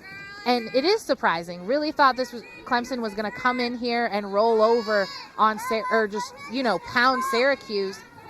But sometimes when you come in and you're too confident or you think you're not facing the best team, that's when upsets can happen. And Syracuse is kind of coming at Clemson with their best. I think if you told Shannon Depking a few days ago that this situation was possible, Syracuse, Clemson, 5-5 top of the 6th, she would have taken it 10 times out of 10. 3-1 pitch to Matamore, that's a strike. She kept saying her team just needs to keep it within 2 or 3. She didn't think, though, that the offense would be able to mount this much, or at least that's how she was communicating it to us. Syracuse still needing another run, but stopping them right now is Alexa Romero. That pitch is working really well for Romero right now. It's that outside curveball. The ball is barely even coming over the plate on the outside corner. It's in that other batter's box. And then it comes right over the plate. And that's how good it is. And Romero is pumped up. And you can even see Angel Hasso in the outfield. Her whole team is behind her right now. A really well-timed substitution after the runs given up by Kaya Oliver. It feels like Romero has just put a new energy into this team and this defense right now. Designated player Abby Stewart up. Well, the Orange definitely use all of their pitchers. And the reason why, too, is, Romero, as she goes deeper into the game, she really starts to struggle in those 7th, 8th innings. I mean, that game on Friday went into the 8th inning, and you could tell she was getting tired. So her coming in to close is probably huge. I mean, now she doesn't have all those pitches on her arm, and she's only got a part of this inning and 1 more to go. 5 more outs to record. Assuming someone scores a run here, we could be headed to extra innings. Swing and a miss there from Stewart, and another 2-strike count created by Alexa Romero.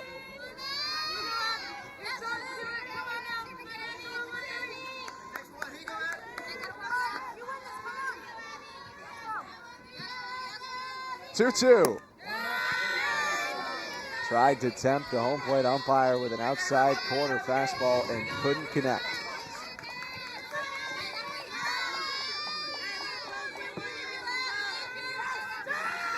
Abby Stewart with 22 hits this year and 77 at-bats.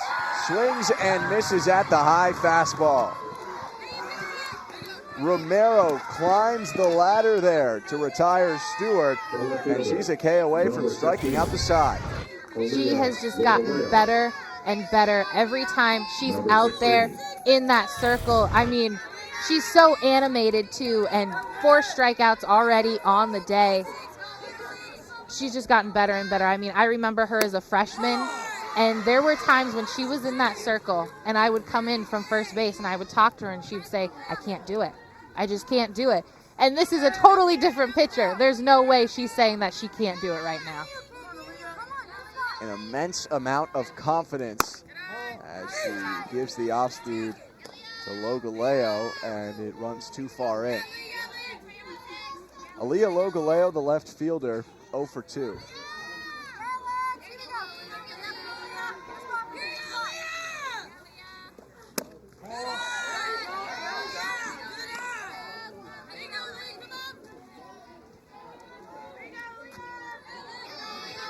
Romero has 4 strikeouts in 2 2/3 innings compared to Oliver, who just struck out 1 through her 3 innings.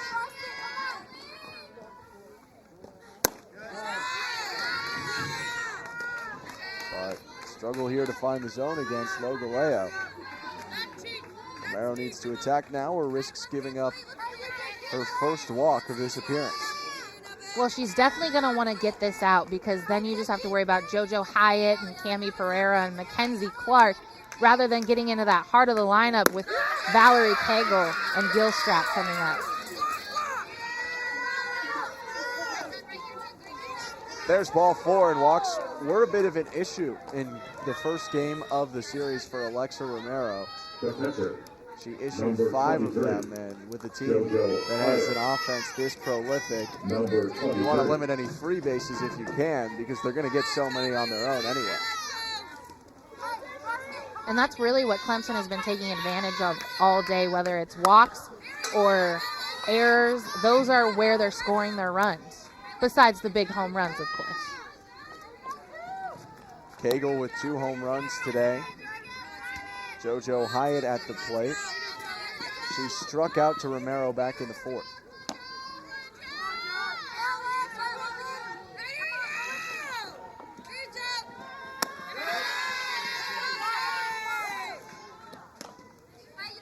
Elevating the fastball has been a focal point for Romero, at least in this inning. She got her 2nd strikeout of the inning that way and is trying to establish it against Hyatt. Another high pitch fouled off, 1-2.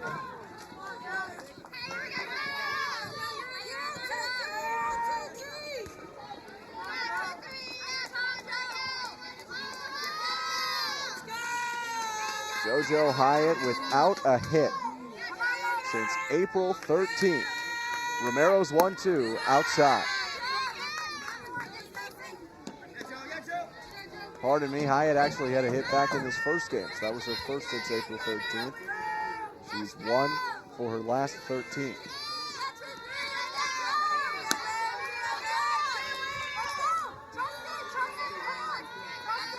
Another 2-strike offering from Romero, and another foul ball.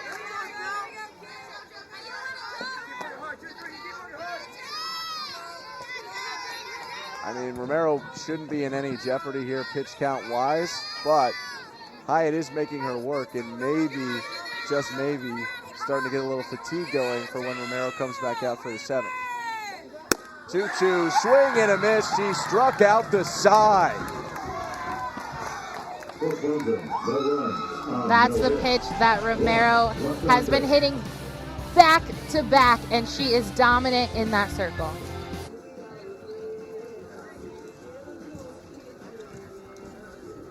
Syracuse and Clemson were trading tons of runs early. As of late, not so much. The Orange, in fact, haven't scored since the 3rd, but they get a chance this inning with 8-9-1 coming up for SU. Still going up against Valerie Cagle who struggled relative to her lofty standards. Ben Schulman and Faith Kane here for this second game of the doubleheader, third game in a 4-game set between Syracuse and Clemson to close out the regular season. It has been a struggle for Cagle. Last 2 innings, though, no runs for Syracuse. The hard thrower is starting to get a little more integrated into this game. Definitely. She seems like she's really starting to settle in, and you can tell she's intense out there. She's getting angry in a good way of just saying, I'm going to step up and I'm not going to lose this game. I mean, this is for the ACC title. There's a new first baseman in right now. Kaya Keller has taken over for Grace Matamore.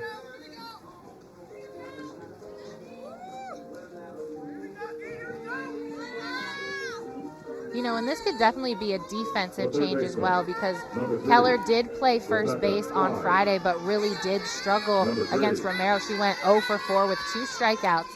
But sometimes it could just be defensively. You know, we're at the bottom of the 6th and just trying to make good plays defensively. Big swing from Rebecca Clyde on the first pitch. And she swings and misses, 0-1. After an underwhelming first game, Rebecca Clyde with a strong second game on the offensive side. A walk, a run scored, and a single. She hits this one to the left side. Diving stop, Bigham bounces it in time. Picked by Keller at first. What a play off her knees from Bigham. And that's the type of play you want your third baseman to make. I mean, all the way from the knees, that's a huge long throw to make from third over to 1. And Keller, I mean, that's great glove work as a first baseman to be able to come and scoop that. An incredibly close play, but it does appear that by just a fraction of a step, the throw was in time. Bigham got dirty on the dive and then a nasty throw. And there have been some outstanding defensive plays for Clemson over the last few innings. Syracuse is not a heavy offensive team. They could have a couple more runs right now if not for the Clemson defense, which is a flip of the script, I think. We thought Syracuse offense struggles a bit and Clemson defense struggles a bit, but it's been the opposite case. Definitely. Today, it's all about the Clemson defense and the Syracuse offense making adjustments. But overall, you know, usually the defense for Clemson struggles a little bit, but not today. They're making key plays. They've had a couple errors in this game, but overall, you know, a robbed home run, I'll take that any day than, you know, giving up an error. Center fielder Pi Clark, who robbed that home run in the last inning off Gabby Teran, would have given SU a 6-5 lead. Swing there from Callie Ulmer, and she was late on it.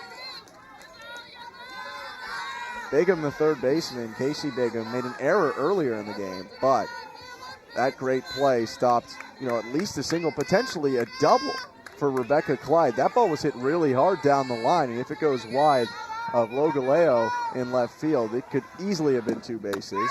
2-2, swing and a miss. 6 Ks on the day for Cagle.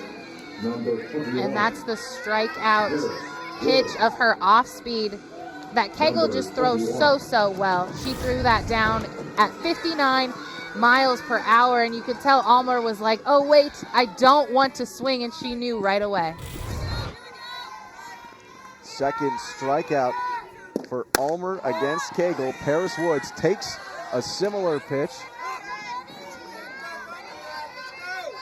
Not her best day, but 4 earned runs, 6 strikeouts. Pair it with her 4 RBIs. It's been a net positive for Valerie Cagle. Ball hit to the right side, through the whole base hit. Stay hot, Paris Woods. 3 hits in this game. And there's something about Paris Woods and Valerie Cagle. I mean, she is 5 for 7 off of it. Paris Woods has the hot bat, and that's kind of all that matters. She's seeing it really well. And sometimes it may just be that lefty, or that lefty matchup. You know, Paris Woods is a lefty. Sometimes pitchers struggle a little bit facing those lefties as a righty. So that may be part of it. Paris Woods is a big stolen base threat. I wonder if you think about sending her here. I know how hard Cagle throws, but even if she gets thrown out, then you have Paso, Casares, Mayer, and Tehran coming up next inning. And if she makes it, then you get someone in scoring position. And it looks like Alex Acevedo is coming up. And it's her senior day. Someone who we don't see very often in the lineup, but definitely comes in big pinch hit situations. And no hits yet this year. Cagle delivers. Swing and a miss from Acevedo. And right now, Acevedo's a little bit all over the place in the box. She's got to wait for that ball to come in and really see it. And that's what's tough going against Cagle as a pinch hitter. You know, she throws so hard, you haven't even been able to time up the speed. 0-2, strike three. A pair of strikeouts in this inning. Cagle is settling in, and the Clemson defense is playing in.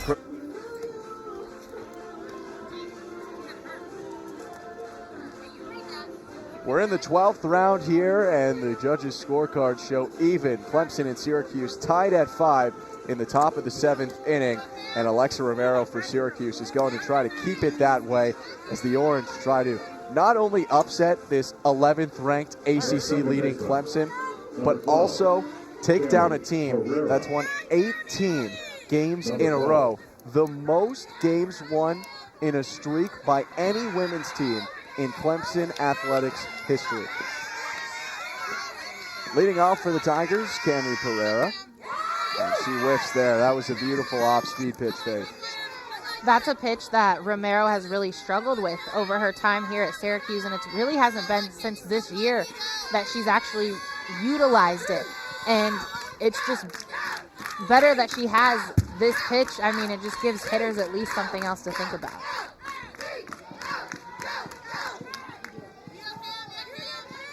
After that foul tip, Romero looks for another strikeout. She struck out the side in the 6th inning, has 5 total in the last 3 frames. Got Pereira once already. 0-2, chop foul.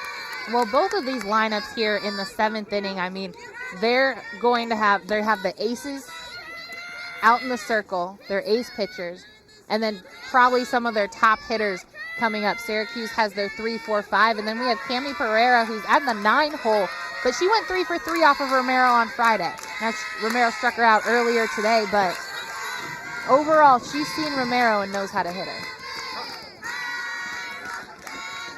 We're getting a lot of best on best to end this game. Maybe a preview of what an ACC tournament matchup could look like between these two teams. Alexa Romero, Valerie Cagle, Mackenzie Clark, all the stars are going to show up in the top and bottom of this 7th inning. The 0-2 again. Rounded to third, through for a base hit down the line. Picked up by Woods, and she gets it back in before Pereira can think about second. I had it foul, Coach. You are, that's a correct statement, which you just made, but I have it foul. And actually it was a foul ball.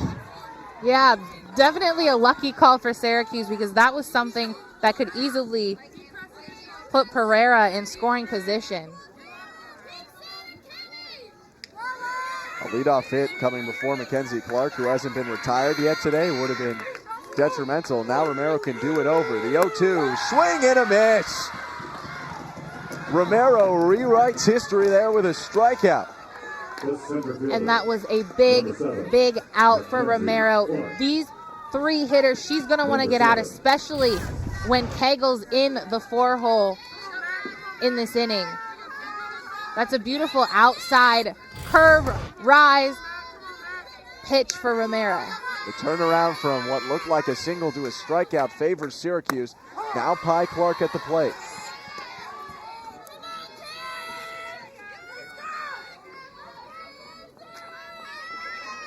Romero came in the 4th inning with Syracuse tied at, or at rather leading 5-4, and she's been nearly flawless. Good pitch there to get Clark to chase, and it's 0-2. And Romero be the first to retire Mackenzie Clark in this second game of the doubleheader. She looks for a fourth strikeout, or rather fifth strikeout in a row, but she won't get it there. Stays 0-2.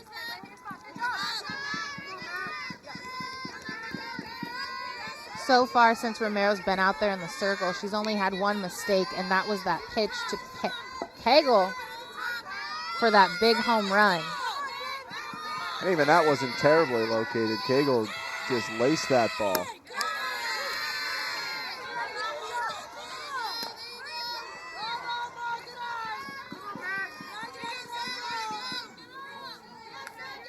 Six strikeouts, her last 4 outs coming by way of the K.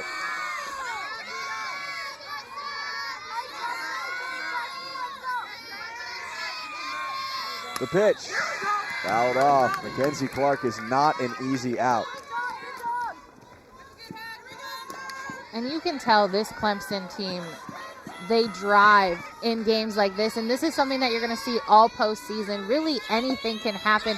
You're going to see the underdogs start beating top teams, and you're just going to see a little bit more oomph. I mean, you already hear the dugouts already, super, super loud, and this is what we're going to see all postseason. I'd love to see this matchup again in the ACC tournament. If it could happen, if Syracuse happens to land in the 8-9 and Clemson lands in the 1, I think this could be a very, very fun game in the ACC tournament. 2-2 fouled off again. And for Clemson, this is probably the last team they want to see in the ACC tournament. Yeah, they've been fairly dominant, although the NC State series they played last week, they won the last 3 out of 4 games by a 4-3 score. So that was, they played a lot of close ones, but I guess when you win 18 in a row, some of them are going to be tight. 2-2 on the ground towards short. Picked up at third by Clyde. Not in time.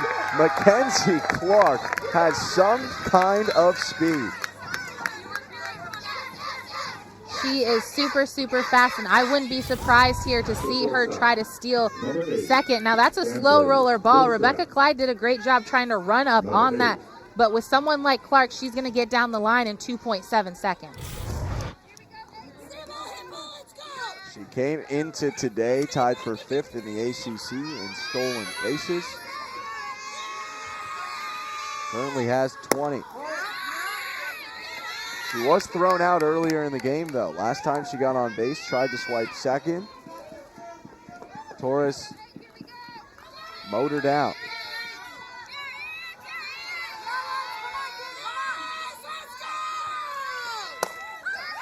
Gilstrap sends it to center. That gets down for a base hit. Back-to-back singles for the Tigers.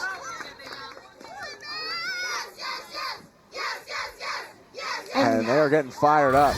Not a bad pitch by Romero either. I mean, that ball was on the inside, and Gilstrap actually got a little bit of jammed on that, but was able to push it through to center field.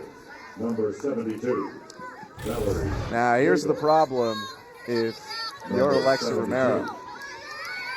Valerie Cagle just stepped into the batter's box, and the last 2 times she was there, the ball left the park. So Romero studying the game plan, but so far it hasn't worked on Cagle. And here's how good of hitter Cagle is. NC State was up against Clemson, had the bases loaded, and they actually decided to walk Cagle, so walk a run in to just lead by 1, but that just shows you how much respect teams have for the bat that Cagle has.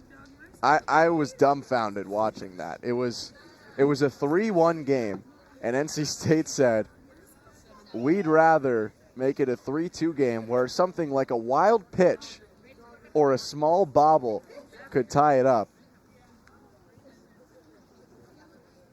And the reason that teams think about walking her is because of home runs she hit, like this one earlier today. She's already had 2 today, and I mean, just look at that swing.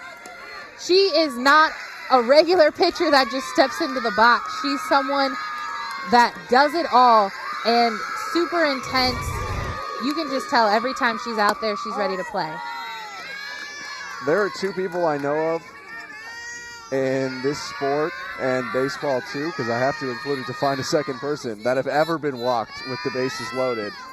And it's Valerie Cagle and Barry Bonds. I don't remember another example of this happening. And I asked Clemson head coach John Rittman specifically if he's ever seen it, because he's coached for over 2 decades. He mentioned Bonds too. That was the only one he could find. Barry Bonds against the Arizona Diamondbacks. The Diamondbacks, it worked that case. For NC State, it did not. Clemson ended up walking it off later in the inning. Cagle's down 1-2 though. Can Romero put it past her in an ace-on-ace battle? Rounding to third, past the diving glove of Clyde. Rounding third and scoring is Clark. The Clemson Tigers lead. And that was huge for Cagle, and I do not think that was the plan for Romero either. If you saw, Gianna Torres was setting up way on the outside corner, and I think what they wanted is they wanted those balls way off the plate, not anywhere near. And honestly, that ball was even close to the dirt, but somehow Cagle's able to get the bat on it. It's incredible reach to be able to get to that ball, and then there was no stopping Pye Clark. I mean, her speed is what created this inning. To a normal human being without the speed that Pye Clark has, there might have been a throw, but she's far from normal. She is a crazy athlete and scores standing up. And Cagle has pretty much single-handedly had control of this entire game.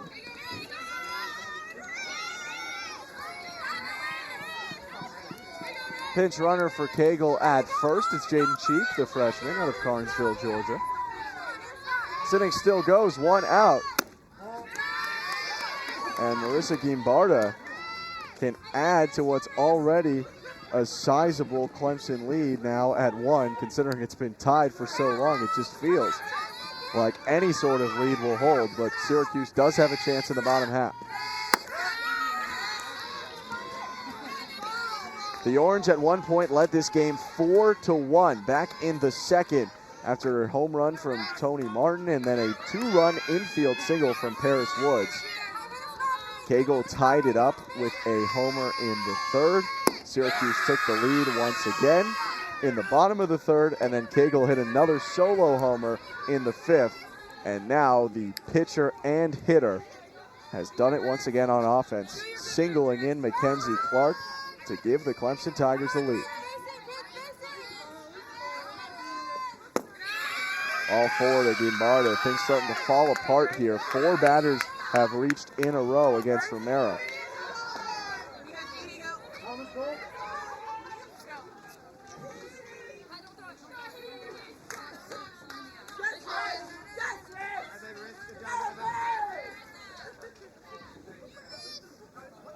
John Rittman making some lineup changes, it appears.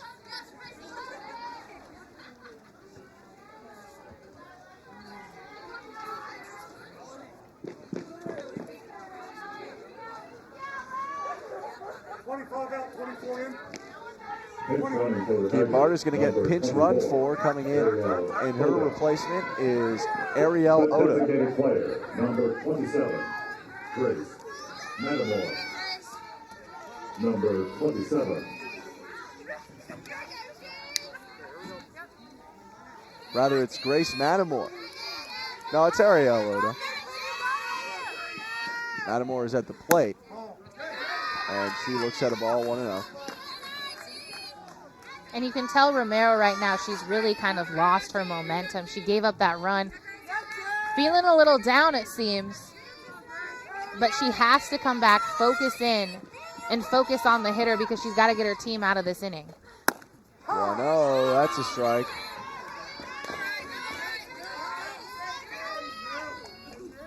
SU in desperate need of a ball that they can go to the plate with or a double play ball. One is still manageable, but there's the potential for this inning to blow open with the bases loaded and Matamore at the plate.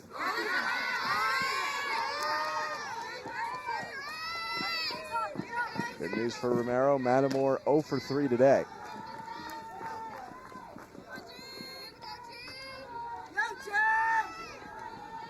Flight out in the first, ground out in the third, strikeout in the sixth.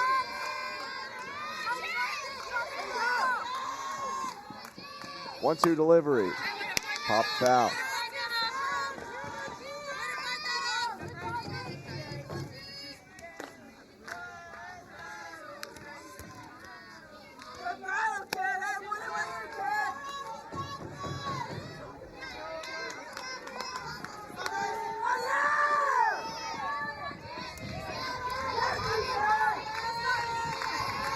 Romero rocks back the 1-2 again. Fouled off again. This inning, a couple long at-bats. It just seems like, even, with the Pereira strikeout, that these batters now second time around the order against Romero, and about the fifth time overall when you count last time, have just started to, understand a little bit of what she's trying to do on the mound. Let's do the 1-2 again. This time it's a strikeout. And that was another big out for Romero. It was that same pitch, that curveball on the outside corner, that she just gets the tip of the plate on the outside corner. But now she's going to get to face Kaya Keller, who hasn't been able to see her. Keller subbed in at first, back in the bottom of the sixth inning. The freshman came into this game hitting .288 on the season, but she's 0 for her last 9 with 5 strikeouts. Great location there. Living on the outside corner right now is Romero.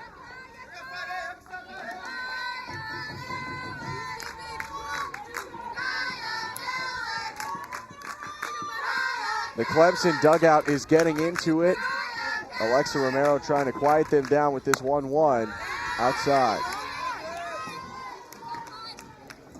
In a flash here, Faith, Romero's up to 86 pitches. I didn't think it would be that significant when she got to 50 or around 50 at the end of last inning, and now this one's taken a while. This has become a very taxing appearance.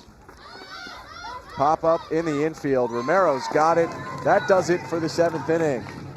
The Tigers strike once again off the bat of Valerie Cagle. Pye Clark scores, and Syracuse needs one in the bottom half.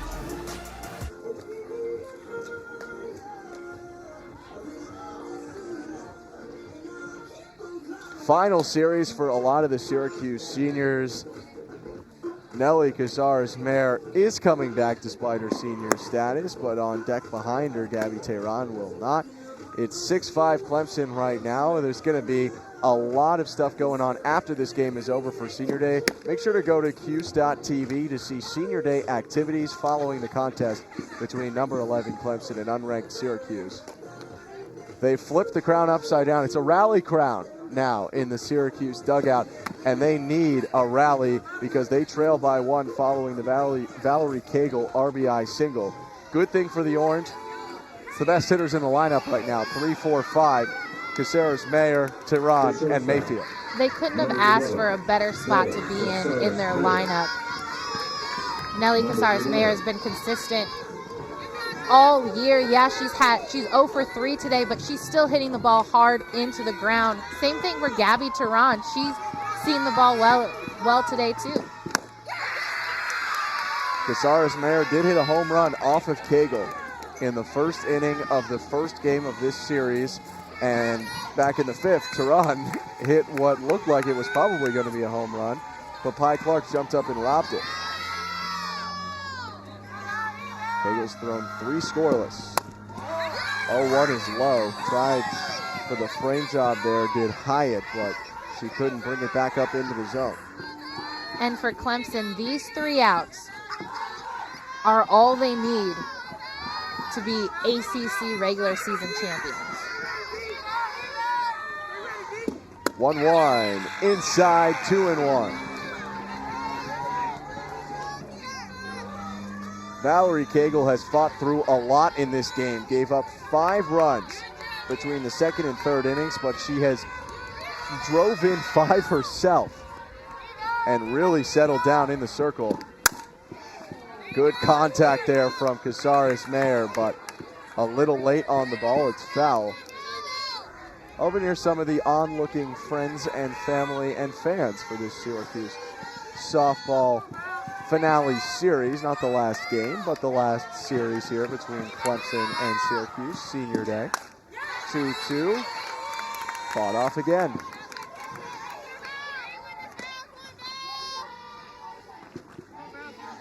Casares Mayer leads the team with 6 home runs, 20 RBIs.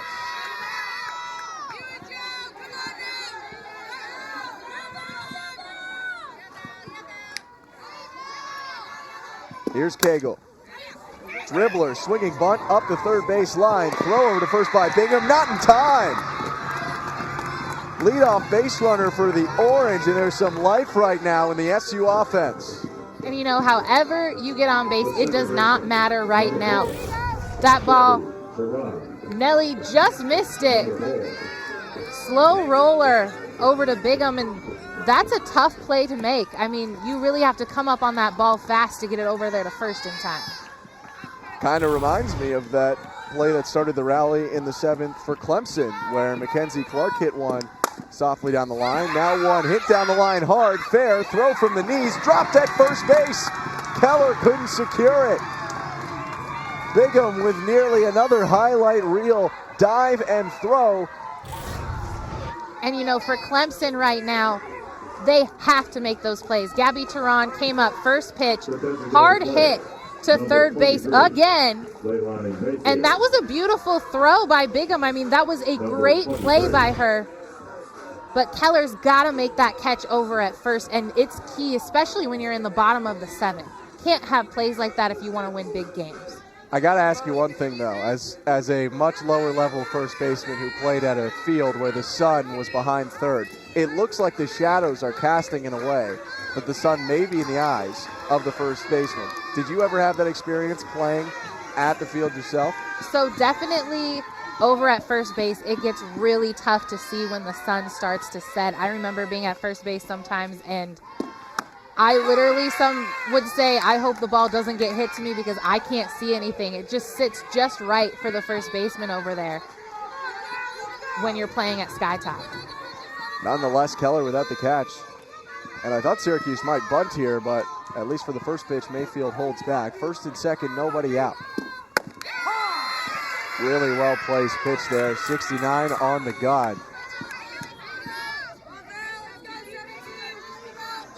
For Syracuse, the secret has really been putting the ball in play and testing that Clemson defense, who has been good today, but has also committed now 3 errors. 0-2, outside. Popped the glove exactly where Hyatt put it, but Hyatt was in the opposite batter's box. Faith, main priority right now for Mayfield, hit a ball to the right side, move him over? Yeah, definitely. All you want to do, get it to that right side and just at least move your runners to third and second, especially when you have Tony Martin who's coming up, and she's had a little bit of a hot bat. And just make this Clemson defense work.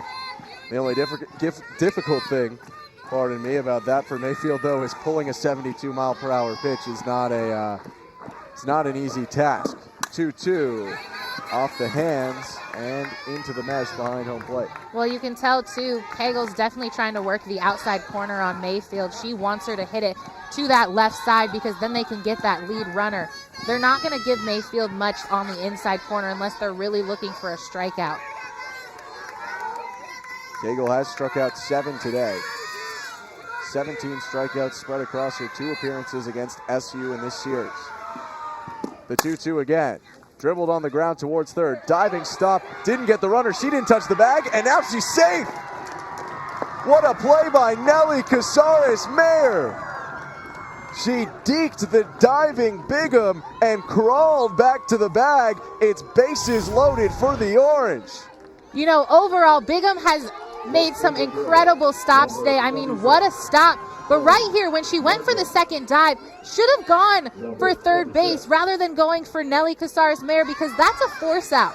So definitely should have gone for the bag, but what a slide by Nelly to get by the bag and come back. I mean, you're just seeing a lot of hustle right now, and you can tell this game is played with a lot of heart. And that brings up Tony Martin, who did a lot of damage back in the second inning with one big swing to put SU on the board. It's Martin's senior day, so I'm sure she's looking to just really come up to this at bat and, you know, and here's her go home out run with from a earlier. good swing. We have 23 out, 24 in.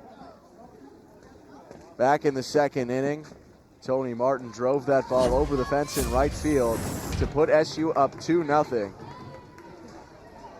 And even in the first game of the doubleheader, she had a 2-run double. Since that home run, however, 2 strikeouts for Martin. All she's got to do to tie the game here is elevate a ball deep enough to the outfield to get Casares-Mayer home. And Nelly's pretty fast. Overall, I mean, right now, Martin's just got to look to get to the ball to the green.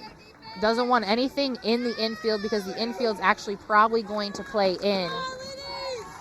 But she just wants to get it to the outfield. Martin, number 26. Maxine Barnes pinch running at first base for Leilani Mayfield, who just reached on a fielder's choice. Tony Martin at the plate with a chance to win it on senior day. First pitch swinging, fouled off.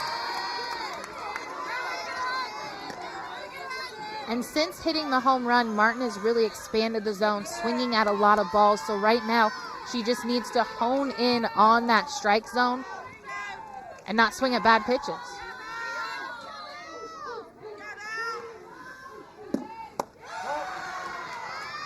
Low there from Cagle, and she at some point is going to have to go after Tony Martin, which she hasn't been dancing around hitters, but with the bases loaded, you can't be cute. If you get down in the count here, there's nowhere to walk. You have to get Tony Martin to swing the bat. 1-1. Martin on it, but late again. You know, these are the big moments that every player loves to be in. You know, it's the time to just really come up to bat and get super, super confident. Even as a pitcher, you know, these are the times that you really want to practice, and this is something good for Clemson to see. Strike 3, swinging. And that was Martin sits down. That was a beautiful setup by Cagle.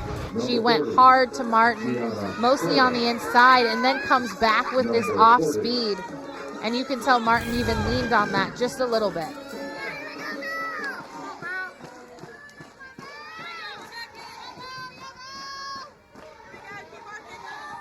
Next up for the Orange, Gianna Torres. Just outside there. And now a quick word from Pereira coming in behind the circle. The next pitch will be the 100 for Valerie Cagle. Can Torres be the hero for the Orange? Ground ball up the middle, through. One run's gonna score. The ball is bobbled. The Orange win. Gianna Torres walks it up, and SU takes down number 11 Clemson. What a big moment, and also a wonderful moment here at Skytop on senior day. Such a big moment for Torres to come in, step in. Just a ground ball right through the middle. That's all they needed. And Syracuse upsets one of the best teams in the entire country. The Orange take down number 1 in the ACC, and with Gianna Torres' only hit in the entire game, she gets the crown. Final line and just beautiful right up the middle. Valerie Cagle actually left that ball right down the middle. Not her best pitching day. And Gabby Turan, with her speed, there's no way she's stopping. And you can tell that Syracuse team is pumped. And such an amazing moment. Thank you for attending today's game and for your season-long support of Syracuse girls softball. Syracuse with a miracle victory over the ACC's leader. The Orange go up 4-1. It gets tied at 4-4. The Orange go up again. Clemson takes the lead, and then Gianna Torres plays hero for SU. For Faith Kane, I'm Ben Schulman. Thank you so much for listening today to SU Softball on ACC Network.